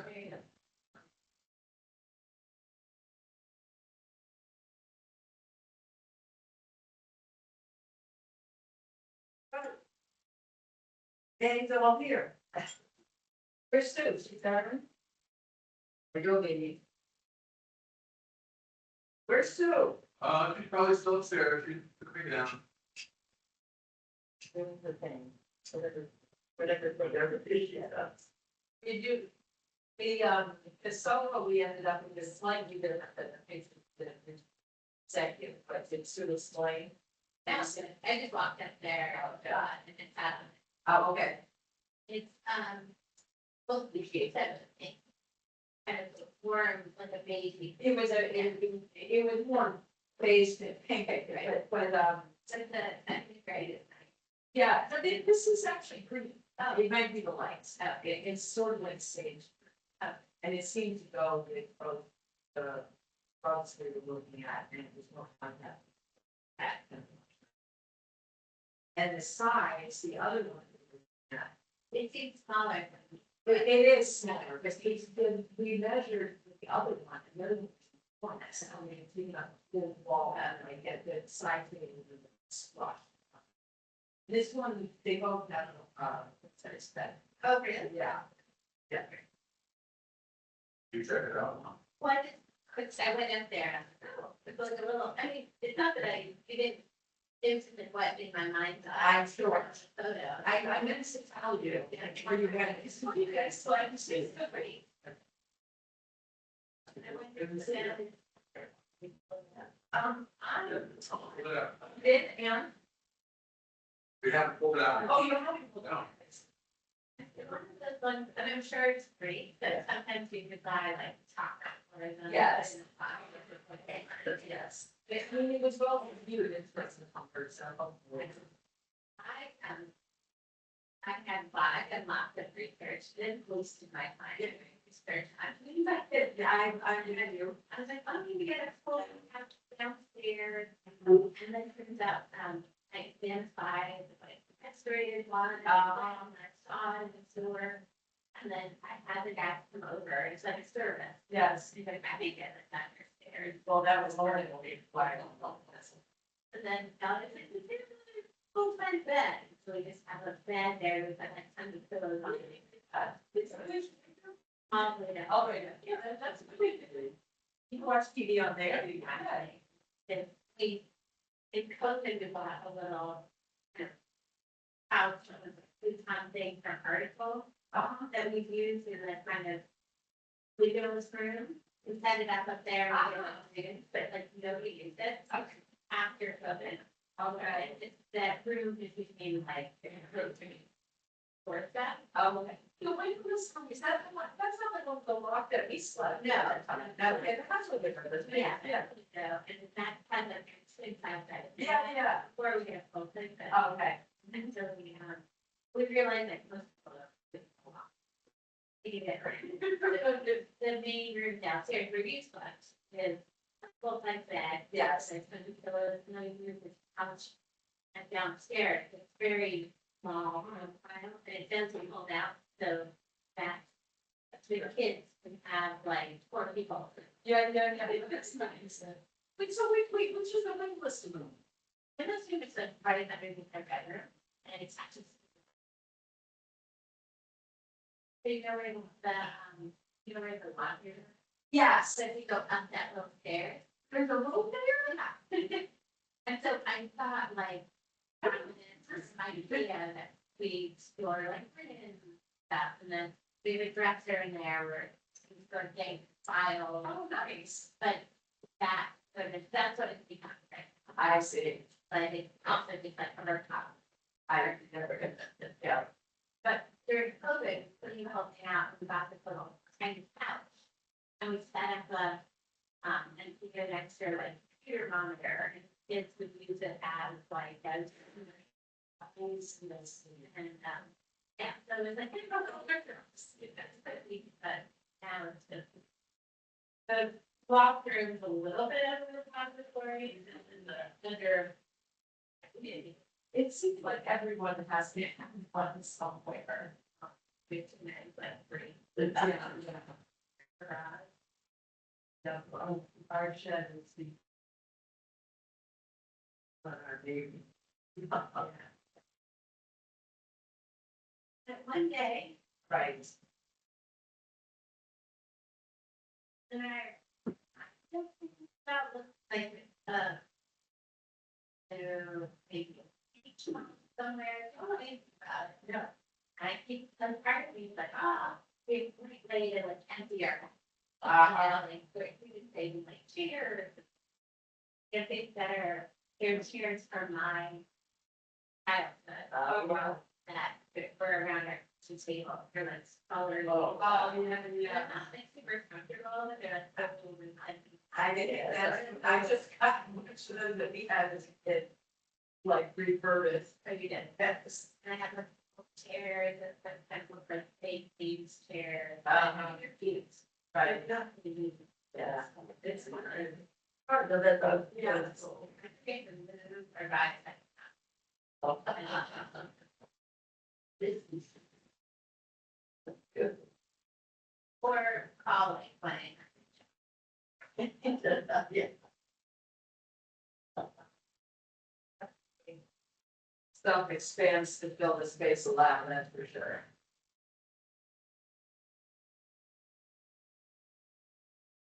It's not all that well, but he. I know exactly what you're saying. Aaron said something that made me realize and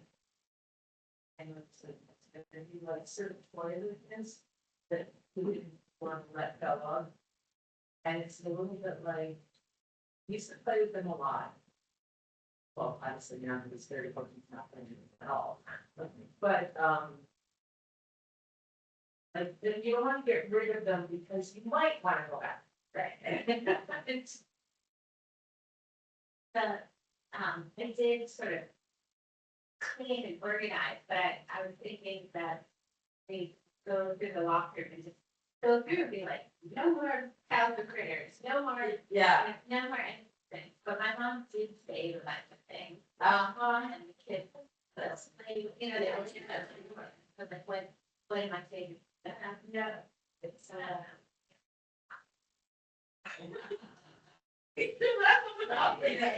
We have one that's sentimental, I think, at least the one I did. we still play, I mean, the game, you don't still play, but maybe one day like the heroes. Oh, yeah. Or maybe 5 years ago, we played Payday. Oh, I like that one. You're my game from her. That my whole closet is full of games, but then we stopped playing after Aaron and Dad started fighting with each other. Oh. After Dad started acting like he started. Well, the summer did homework for math was. They were playing. Oh, yeah, I like that. Really, you know, the whole game skip though. So I just threw it in my bag and put it away. I gotta pull it out. That's what I figured. Sticky. That's really great. What did Josie end up doing this summer? I thought I put that. I know, the girls are going to back. We spent out. Where's my bill and Yes. and then you want to ask them to describe her, you know, yes. But what she did was, we went to see her.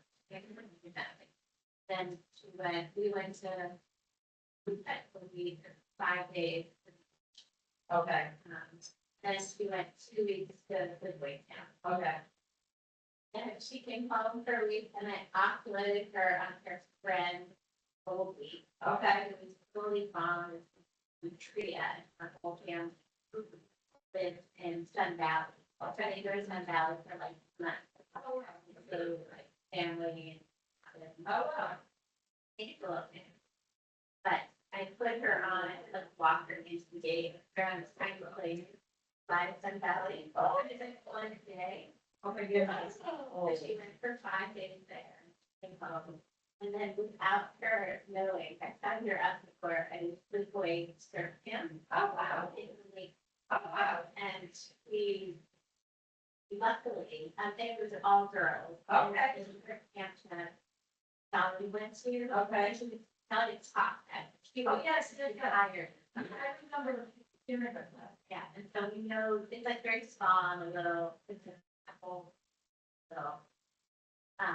It's not like official, but the woman is great to small baby. Oh, that's good. So, it's it. Yeah. So I think she's not like, not doing these like, totally love the thing, right? Like she's interested in the women because she met a bunch of kids there this summer, before. But her arch nemesis. Yeah. He was there too? No, yeah. But she's in the same area. Oh. And so, but I think Jersey's trying to like carve out her part of it. Obviously, yeah, I know it's not her. Got it. And she's like, you're service for everything. And also, Dahlia was, you know, it's like, Jersey is less annoying with Dahlia, but like, she will never say that, but she like really looks. Oh, sure. And so she was kind of like happy to be in Dahlia's. Who's her arch nemesis? Yeah. Rose, why is she on her nemesis? Well, at first they were getting along, and I really liked her mom. And, did they know each other from school? No, they met at Purdue Middle School. Oh, okay.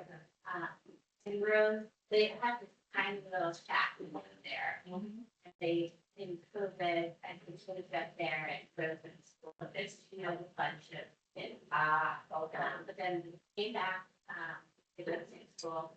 And he rented a house and two kids in the room. Okay. We rented a house every month. Okay. Value, but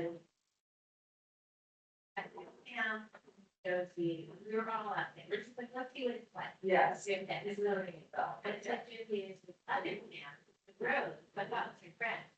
But road, all the flip gardens like we do. Oh no. And it was like, he wanted to come over, and then they get back to school and get building road and it's tiny class together. It's like 13 kids in their third class. Kind of became middle. And so it just became like this really yucky situation. And I never talked about it with the other parents. I talked to the kids about like, it's how roads we feel like that. You just say that you're pregnant after we do that. Yeah. And then, but I think, but then Rose left the school, which is so weird. In seventh grade, 8th grade, left the school to go to a and so we have no idea why. I'm like no longer friendly with the parents, even though we were kind of friendly before. Yeah. There's another woman. And so we're believing that I think she just so unhappy. Right. You know, I think maybe the school that did that is like very expensive. Maybe it's like if she goes to this more affordable Catholic school, maybe a better chance of getting it. But she also found her students, she's getting kind of recommended for being too much. And then just the past 2 years, it's like,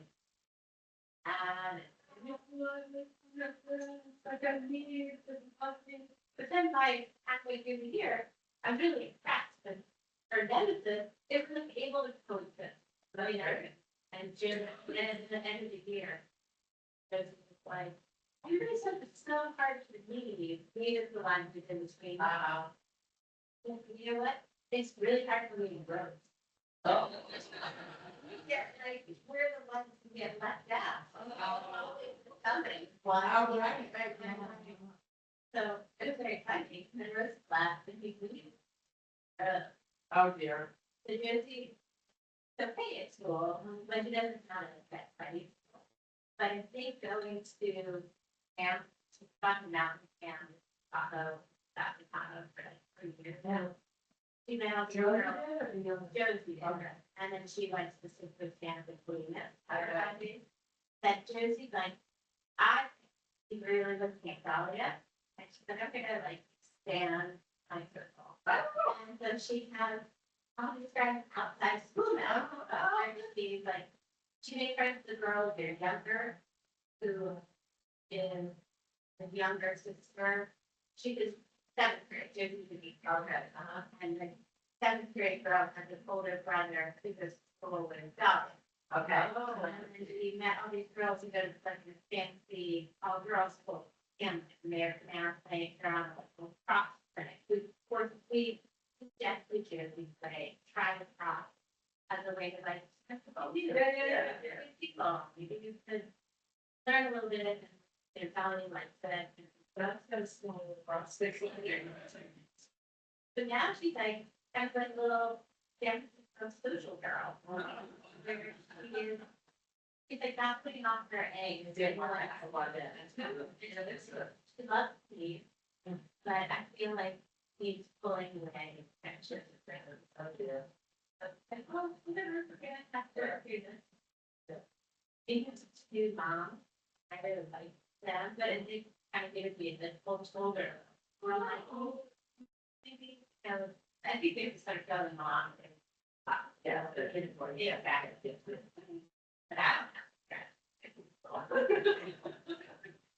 Yeah, the friends are people that we met.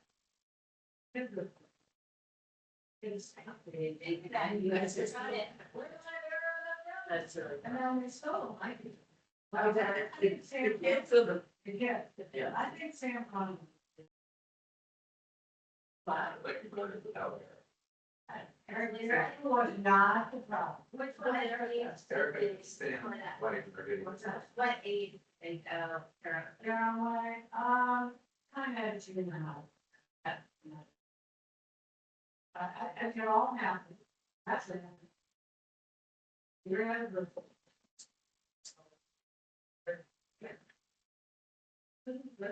Yeah, so that must have been. Say 7. No, they're ready. I'm really about it.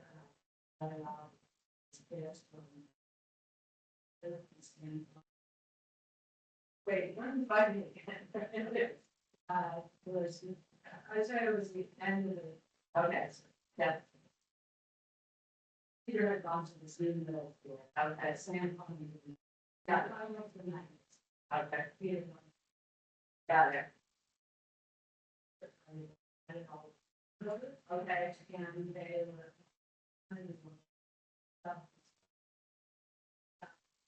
Sam wanted to my assume. So I didn't know. Oh, man, that.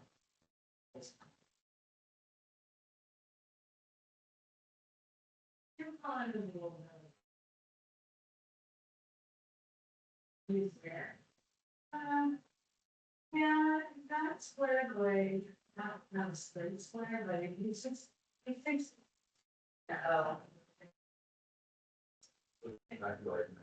He does. Oh, goodness. Because he had girls swarming around him. No. Yeah, he had very serious girlfriend. Okay. Now it's the water, but now she's. Oh dear. Yeah, Peter would say about her. It's one of those things where you're like,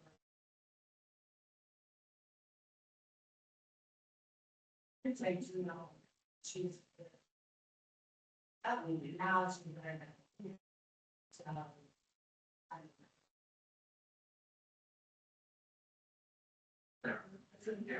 but yeah, I mean, so it's like, what did you with the crowd is kids all stay friends the whole time? Was it like maybe a little bit of just like I can be this way out of the world. They believe this because they believe because those kids start to even though their dad is the biggest problem. The biggest. Yeah. He's stuck. They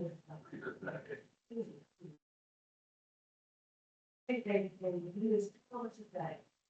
Is right.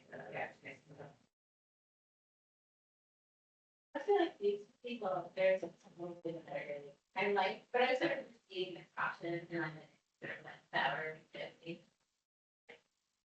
yeah, but I've been feeling like we got our friends and we're in. We don't have like a group. I started like thinking that thing that I did that we really liked in middle school. Yeah. I invited this whole family over to dinner and I kids that go to that they went to preschool with. We had dinner with them. It was so fun. What happened was with the kids. Oh, this is the weekend that I got grounded. We brought her, made her come to the dinner at the grandmother's house. And she was the oldest, and then they have a son that's a year younger, and then Josie and their daughter were in school. But they, so they were in preschool. Okay. And they were like maybe 2 years. We sat on the table and we actually all the kids and all the parents are kind of complicated. Oh, that's so nice. Yeah. I think we're done. Normally, because Valley was like forced to be there. No, I couldn't go anywhere else. That's like Karen at this point. It's like a facility. She actually. Okay, that's great. And that one, everybody, that's the all.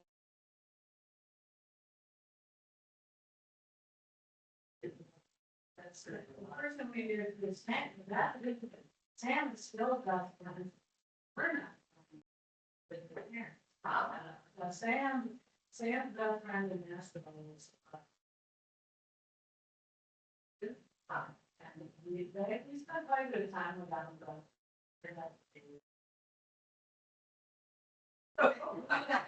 We have like Kristen sitting our seat. So finally, we really don't see them. Right, I'm curious what variety of unbearable they were. Marshall. Yeah, Marshall is, I think they're all starts with May. Sora. Yeah. Oh, yeah. Sam's going to the national speed at the concert. They're both. Yeah. Florida's not so bad. Yeah, so It's, so Florida is, well, but Marshall is not. Oh. He broke up with her husband. Yeah. Okay. I haven't seen my mother and dad is much better. Yeah, okay, let's see. Yeah, I like it. Yeah. Marshall, again. And then also, yes, that's. Come over.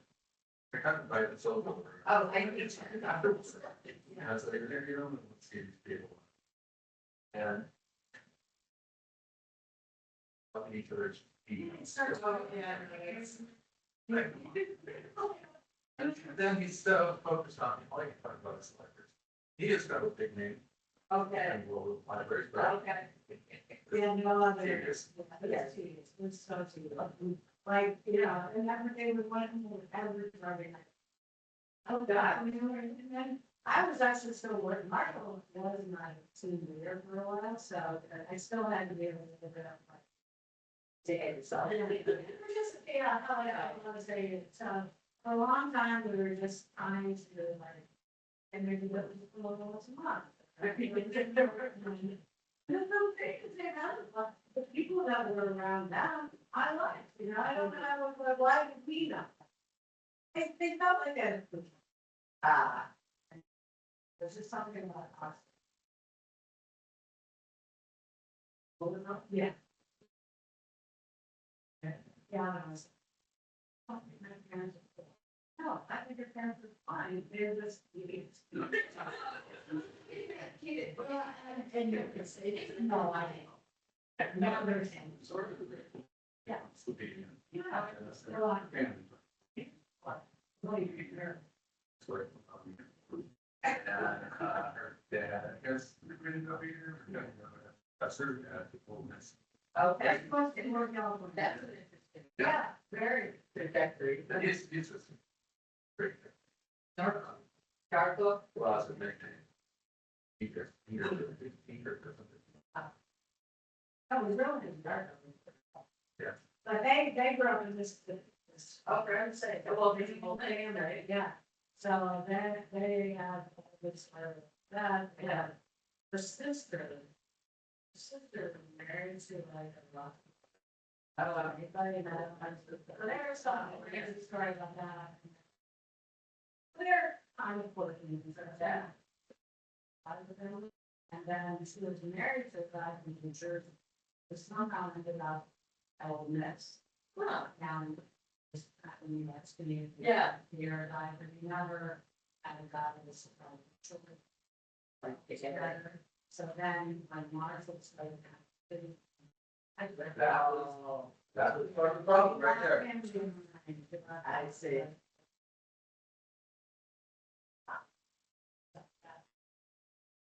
I see. And then there's the stats. Marshall's also. Where's Marshall? Okay. Marshall's. Really hard. Yeah, very strong. But he's very good about it. For his family, he has some story with his family, with his.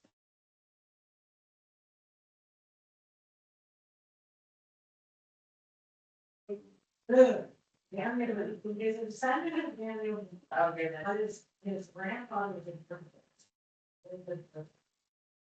Marshall is good. Yeah, he's a very smart. It's actually funny because the last thing there, but here in they're saying he was hired as a consultant. Yeah. Down there. Yeah, and then they ended up at Campbell together and so. Yeah, for years. Yeah. You're born in.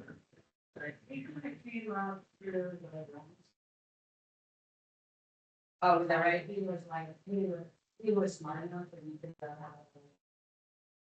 Like, network computers together. So. Oh, interesting. Oh, yeah, I can see where, especially you got him on the ground floor. Yeah. So they're probably.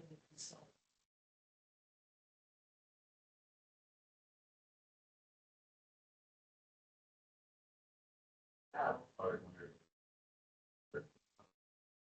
Stay for fun. Library world. I mean, very well. Yeah, a little bit. Yeah, I think it's kind of, you know, that we moved like cities that you didn't have family, you didn't have any school, like, maybe like start from here. Although I was like much older, really had the crew of like, really like, from just right after college, that those were loose grads, although I had mentioned stuff. Yeah. Starting. Oh, God, Yeah. I'm like.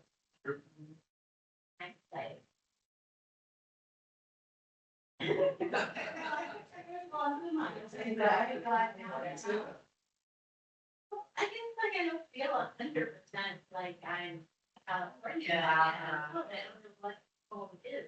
Right. And I mean, my kids are like, Yeah, always there, it's like that. Yes. Well, change is different, so, damn. Peter, I think Peter, you know, like. He is one of his friends that I was kind of, you know, places. Also, I'm not from South. Okay, yeah, and so I think. So the, that, but at the same time, you know. Let me use that. Yeah. Here, participate in, make sure that's fine. Maybe she can solve some. Oh, yeah. And then apparently the people they're like, or short, your chart, there's like 3 or 4 places in a row. There's some. Have you done this? I'm okay. I've heard of somebody doing it and it radically changed her life. She moved to Charlotte. And her whole life like really changed. Charlotte, North Carolina. Yeah. And what Did she have a connection to Charlotte at all? And it just showed up in this afterlife? this person that she found to be a real. But this is what he did. I see. And he read her card. She's a single woman, wanted to get married. You know, she could do she was my first.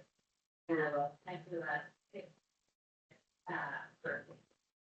Okay. And so she did all these sort of new age things. Yeah. So this guy was here. And both these are growing up there. She had like failed relationship. Okay. There, and then all of a sudden, her business forward to God. And she felt like Beside everything else, what's happening? her health changed. Okay. She was able to rest her. I can think of a non-astral, possible explanation for that. What was her business? So she's, I did it Scottish person. There was but it really, she like moved and was able to focus. She was able to like live the warrior where she lived. Well, buy a home, you know. Because it occurs to me, if the guy picked up on what she wanted, Right. and he was familiar with a lot of places and what the. But it's like, yeah, but I think there is something with like your astrology, like it's like coming off of like some sort of system, Okay. pulling from that. Yes. On the other hand, he might also know that someone that would have his belief system, that there would be an active unity for that. In Charlotte, it was also a form of all. Yeah, I know a lot about it. That's what I'm saying. I was never in the Charlotte. It's pretty big thing. Charlotte's bill, right? Charlotte's like it's southwestern North Carolina. Yeah, Mark. Or Charlton. Charleston. Yeah, what's that do? Well, I was thinking, I don't feel, it's our land here, and, you know, and I said it all the time. I love so much, I love family. But I also have always been around Cape Cod. Yes. Yes, in the ocean. And I was like, maybe God should do that, maybe I should do that, but I don't know, I mean, it's not really go for it here. Look for what? Oh, no, check it out. And now it's tougher. Okay, let's see, you guys sign us the mic and we'll. He really say whatever he wants. Go for it. Oh, so I Oh, yeah, really? Oh, okay. Let's say whatever works. Yes, you can exit. Be myself here. She was great and successful in school and especially had a hard time in high school, college. And then at a certain point, she went on a trip with Jennifer Karen. Like a second cousin, and we went down to Australia. And they went on this tour and had this incredible time. And then she went back again by herself. But she had this like, a man. And it didn't, I was like, well, maybe her place is this. But then she just came back. That's something. Is that what that's about? When I read that, I was telling her saying, when I read the review and your time, I was such a fan. Yeah, I was speaking to him. Gilbert.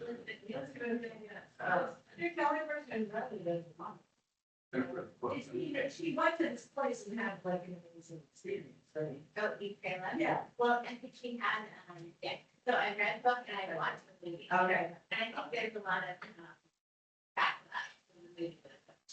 I see. Oh, but she's a novelist. Yeah. And then, like, trying to, like, get married and was, like, maybe, like, editor, and was, like, very much, like, performing to the circle, yeah. And she was, like, having the mental breakdown. Oh, and she goes first to Italy. And so it's like sort of like just eating, but about pleasure and understanding what you want, what you value, what you enjoy, you know, and she's so like program. The fun like we have a very close family friend. My dad owns a business with Mandy first, her married Earl and his child, and they got divorced. And then they Earl, and the family goes, my dad, Earl, both divorced and kind of first. But they had a son named Stephen. Stephen married this woman, and Elizabeth Gilbert was her babysitter. For like a decade. Wow. So I think she's living with like very traditional, sort of like, yeah, like care, like. Yeah. Like care and. That works for them. Like those Gilberts fairly, like weird, very weird. So then she goes to the book and she goes to Italy. She goes to India and does sort of ashram. She prays. Honestly, yeah, full experience. Yeah, there's multiple stories. Yeah, she goes to Bali. I think it's Bali. But she goes to like meet some monk or something, and she ends up meeting and maybe some French or something. And he's older than her. They end up falling. And then it's getting there. So it's like a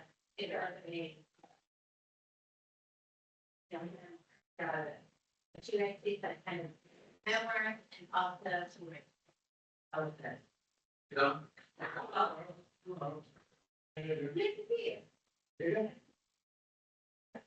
Move down. I'll give your mother now.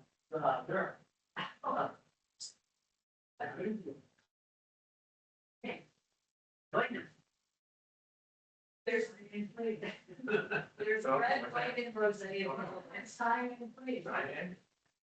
That's the, what's my one? I don't know, well, we were watching that. Have you? Oh, I bet that must be fun. Somewhere. Yeah, I don't understand. I used to love watching it when I was on set.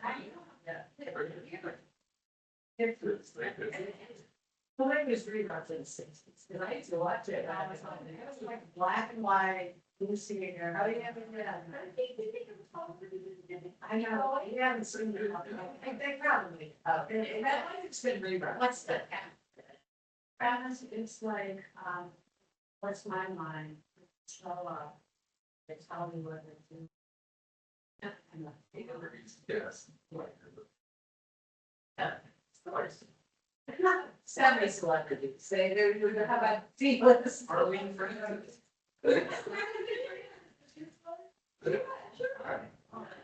It's that, well, she's had a career that was. Around a panel. I think you got some data. Yeah, both sides. Yes. And then they have a mystery guest. That's why I recognize. Yeah, it was a very, obviously, and incredibly well known.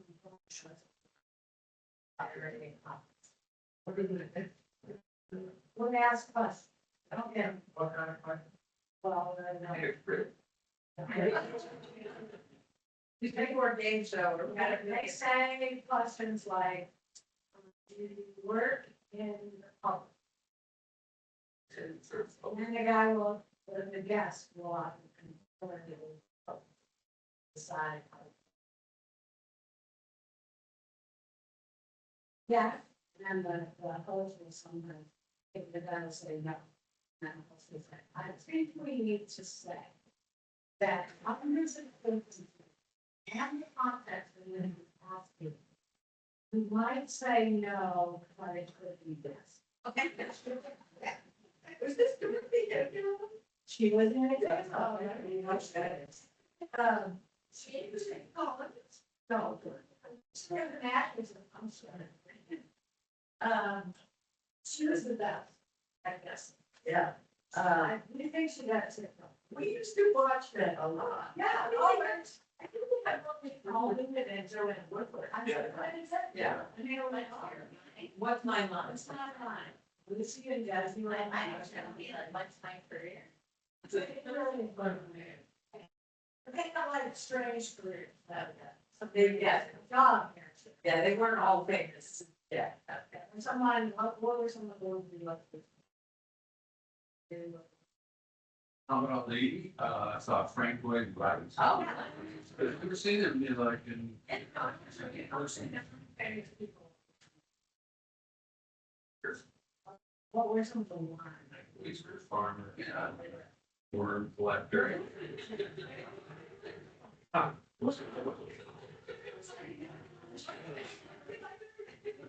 Until this started showing up on our YouTube here, but it had with one thing to be honest carrying forward was this phrase, like Peter becoming, say, yeah, sure, and sign it. That's right. From my career, I was concerned. You guys are the ones. Yeah. I know. That's why I think she was good dog. She somehow would get it. I never forget that.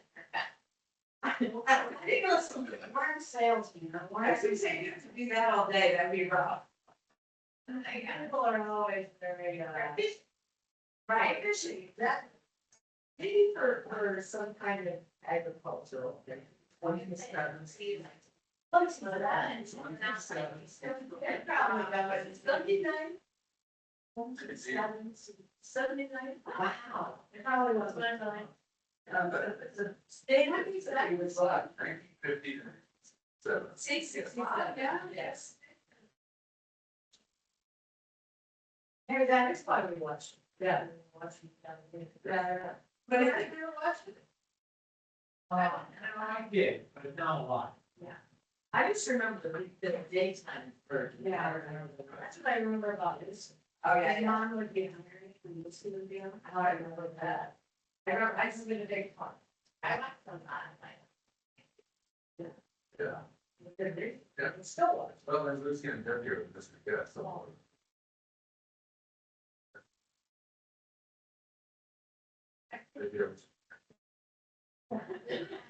On their record.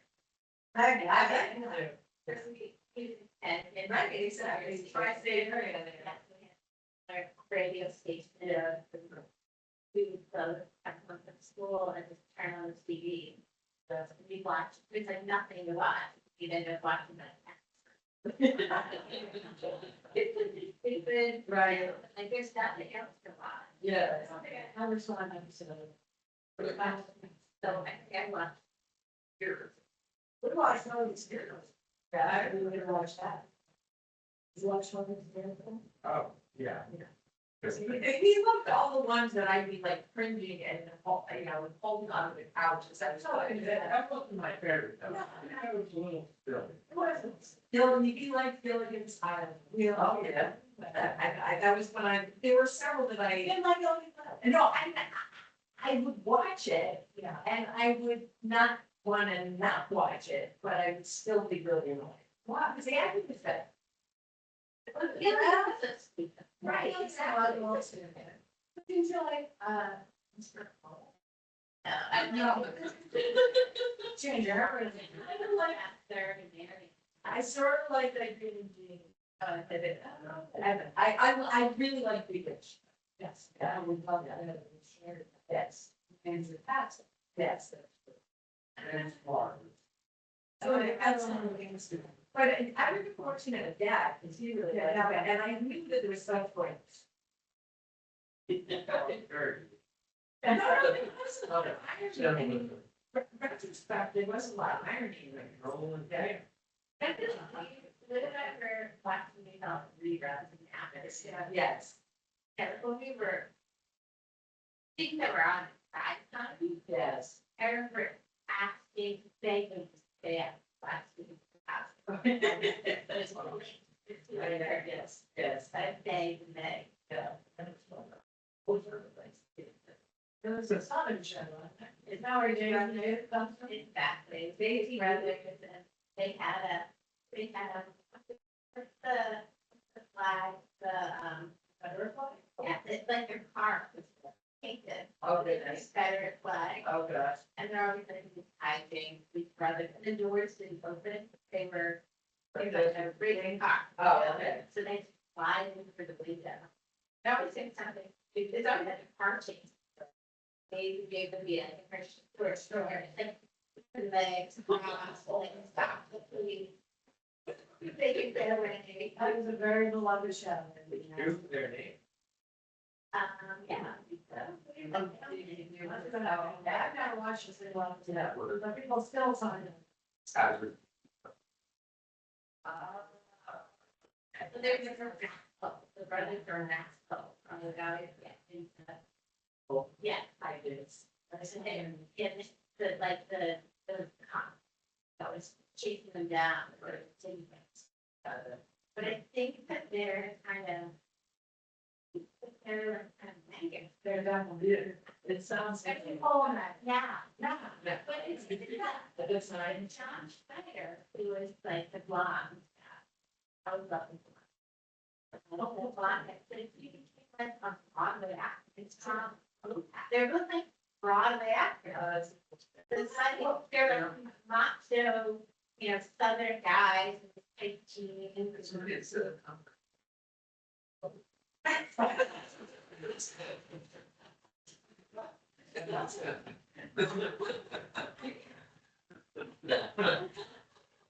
We know that.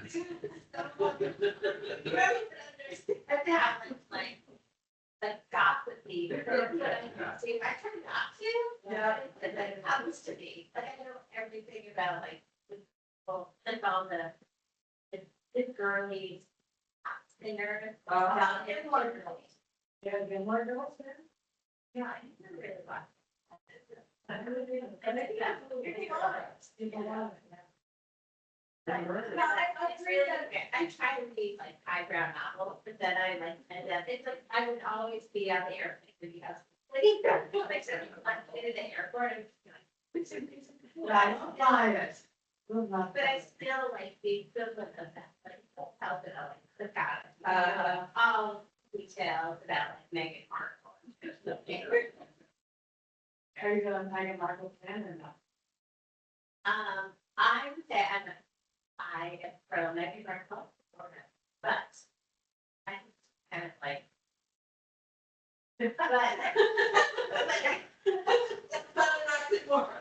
don't think that like she's treated very well. Yes. Racist, awful, and, but I still think she's like fun.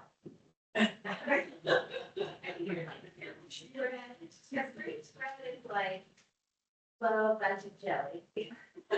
And she's like trying desperately to be relevant. Yeah. But I feel so sorry for her that she was treated so poorly and like she didn't do whatever she wants. She was really poorly because she's not. I mean, it's not a category. Yeah. I think it's 100% great. That they. Well, even they comment about the baby thing, where is that? And then whole the royal family is just, yeah. Totally back. And they're like, all they are is like rich people. That know, they think they have sway, they don't have sway, they all have. I actually just went down that wormhole and reading about different parts. Oh, And yeah, they're under yes. they're all just trashy. Prince Andrew, oh, yeah. Bird trash.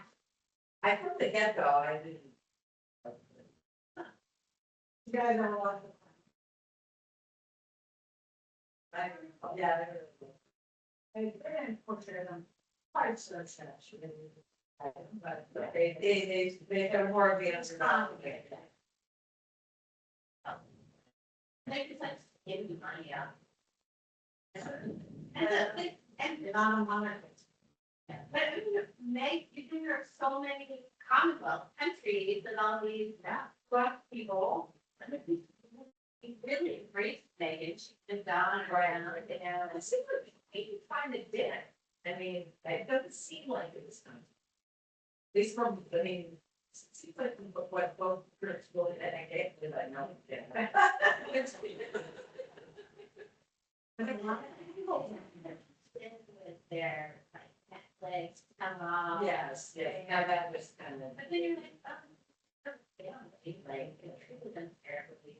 They need money to live, but there's nothing of them talent. That's scary, right? Yeah, that, Megan is very different. Oh, yeah.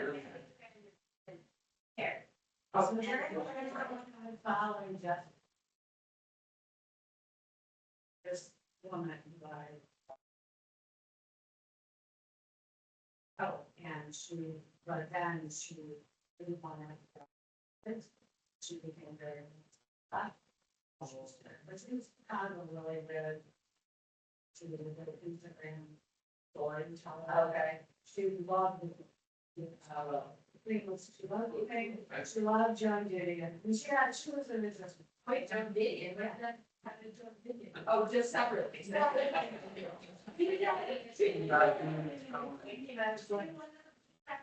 Like she wanted John Gideon.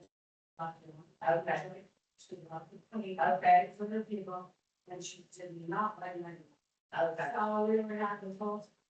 So then she started, but you could see how this was all culturally heading for the chapter. She became very good. Okay. So then she, RFK Jr. invited her to come to the compound. So you watch her. Wait, remind me what, I know I came from another thing, remind me what red flag was, or it is. It's called, it's something nice. I know, that's right, but remind me what the story is. No, I don't They really have know. the tree, blue fellow and a red. Okay, and the Blue fellow's like we go to the tree. Okay, and Red fellow is your leaf and, you drink the Kool-Aid, so to speak. But then if you mention The red pill in you're saying? the red pill in my mind. Oh, I So I watched this person go. Yes. One of the reasons she did, she has like a million. She makes so much money, like all of the ones that. Profile in New York. Yeah, the profile in the American market, it's the kind of fascinating. She started, I guess it's my blogger, she got kind of moved over. Then he's already been trying to get her trial, that's all I better. I'm watching her, she's very good. But it's kind of. Something made her. Around. Anyway. That's a key question. Does she make money because she gets advertising from the Yeah, and I think I understand the stuff that. Okay. And people get comments on Instagram. All of this stuff that. Okay. It's something else. Ah. That's Yeah, not. yeah, that's right. She really get that. A lot of ads. It's not, it's really hard to get from her and stuff that. But if you have a million followers and half of them. Make one of them. So. Yeah. So because she was so influential. And I was reading. Or you can, yeah, he invited her to come to. Watch her, and this blew my mind. He invited her to come. And you would see in her Instagram stories inside the house. In my hands. I'm like, don't be a chicken. No, you're doing this. I remember her taking you. He's like invited her in and then allowed her to post all the stuff online. And I was like, I'm sure the rest of the family threw it, but I'm sure, yeah. So anyway, we watched her, and of course, he was very sweet. Right. So then, she said, oh, well, it's in there. And then Trump invited her down to Mar-a-Lago. And then you see all those Mar-a-Lago stuff, you see the lion walking into the hall, and you'd be like, she's like, I like these women, and I'm sure they're nice women. Right. I love Donald Trump. You can see, they're like, you know, these ladies. Right. Dressed in like jewelry and clothes and like, thinking, you know, the If you're like that, they're with the wrong horizon. Yeah, it was really like that. And so, you know, you just kind of watch this evolve until finally, sometime. You were part of this one.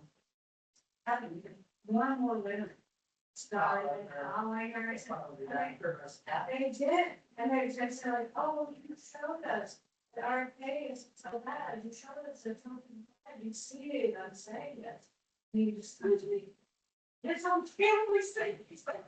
You know, they were able to leave and show. I mean, they early on said that not. So they knew it. They had an attitude towards it. Well, I never disagreed with somebody. They were justice. But their critiques were not always right. Yeah, they were all very kind. I didn't think they're all like constant, like, that are still having this one. I had this incident where I was to the doctor. Doctor was like, how do you record that in? Get questions. We didn't hear an unusual sound, you know. I don't know where it didn't happen. They're everywhere. You don't understand. Yeah. And we don't even know what's happening. There are measles outbreaks, all because of well, it's promoted. Well, they were all around here, it's running in that. Right. You know, more. I mean, but okay, there's he had some legitimate critiques of certain points. And then this crazy stuff about no vaccine, like it's kind of yeah. Is that that's what's thankful because you know the kind of like serious stuff. And you're like, yeah, but your solution. Way worse. And what was the problem? You was not created or not solved.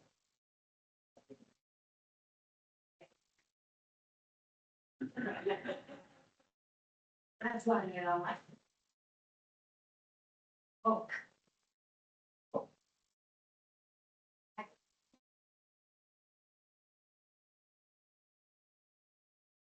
Don't read by the thread. Oh, that was months ago. I figured it was behind the news cycle.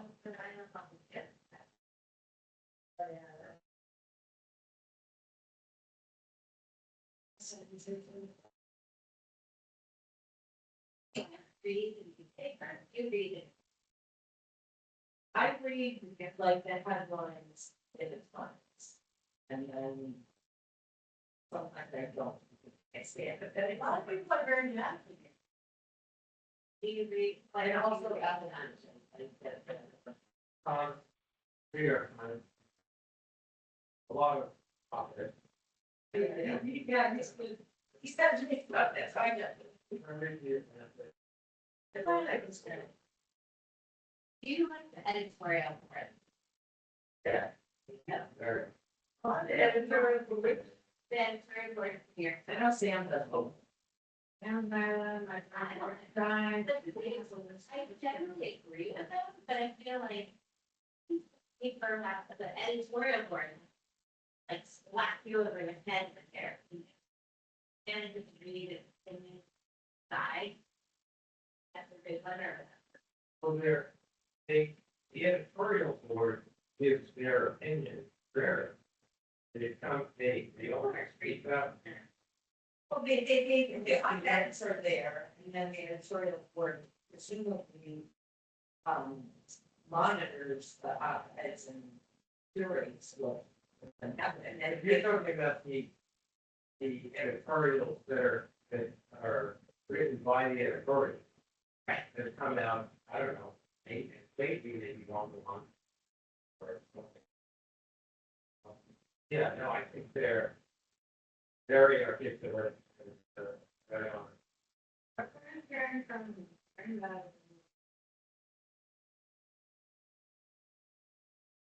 two of them, they were very violent. Never, they don't, they were. Yeah, they're right at the top, just as they're like never critical, right? So they're just like support. Whereas like during time trying to be like fair and right, they're really missing that. So they're just like shooting themselves in the foot instead of being propaganda. But I mean, first we want to have without truth that is down and. But she felt like they were going so far here, so far left. No, so far in the direction of fair and balanced, whatever. And absolutely. But wise. That's that like the way in this fighting. The things. It's I think it's a lot of people feel like in your time is not. Very like. They didn't. Fight about. Right. Read it. They weren't saying much. same or different. They were minimizing. The threat. From. Maybe, well, besides Biden and, kind of getting, I don't know. Yeah. I mean, the part of the problem is. Sometimes you don't know until it happens, how big the threat is. People will warn you. Oh, yeah, it works. But I think so that's happening, I was saying right now. They're going on, where it's kind of like. No, I think a lot more people are. More. What is the constitution? Okay. Yeah. It's funny. You guys really think that's a threat? But do you think that the right doesn't breathe in your time? No, that's the problem. I hate it here. Yeah. Right, it's a failing. You got the failing like that, you. Yeah. Two venues, like directions, and one is just like pro, what they're doing, this one is like. People reading it, being like. Yes,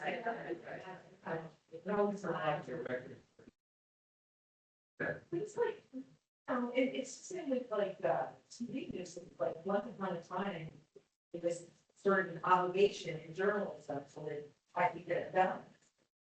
But that, the reason that the medicine, the reason to be about. So, it's because the public knew that. Probably get them. So they were trying to prove that, which they weren't able to do. That's why they were certain, they were recording the TV news every night to prove. And it had a little bias, which they wanted to do. So then they kind of gave up. Wired. They still do it. They still take the TV news. Well, now it is biased.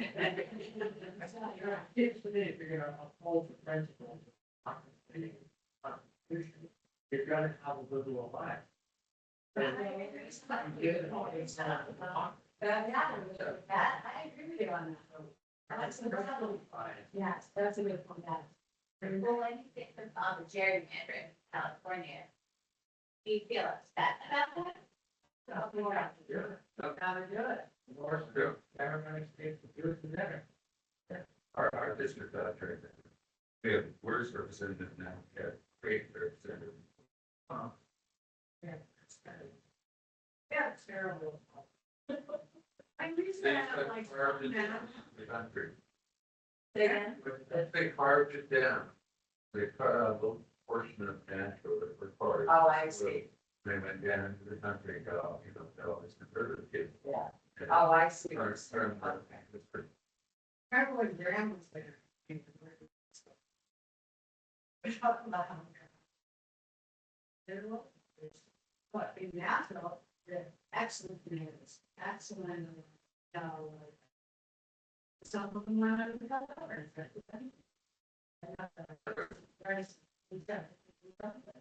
Just. So, this happens, great politicians in Nashville. One of the reasons Nashville, it's so, Governance, yeah. So then, but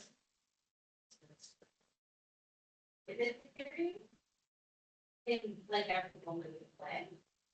I said we reached the peak of the city thing. You kind of see it like, I wonder. It's hard now because you know what's happening? A lot of the red. Kind of a conservative trend in this country.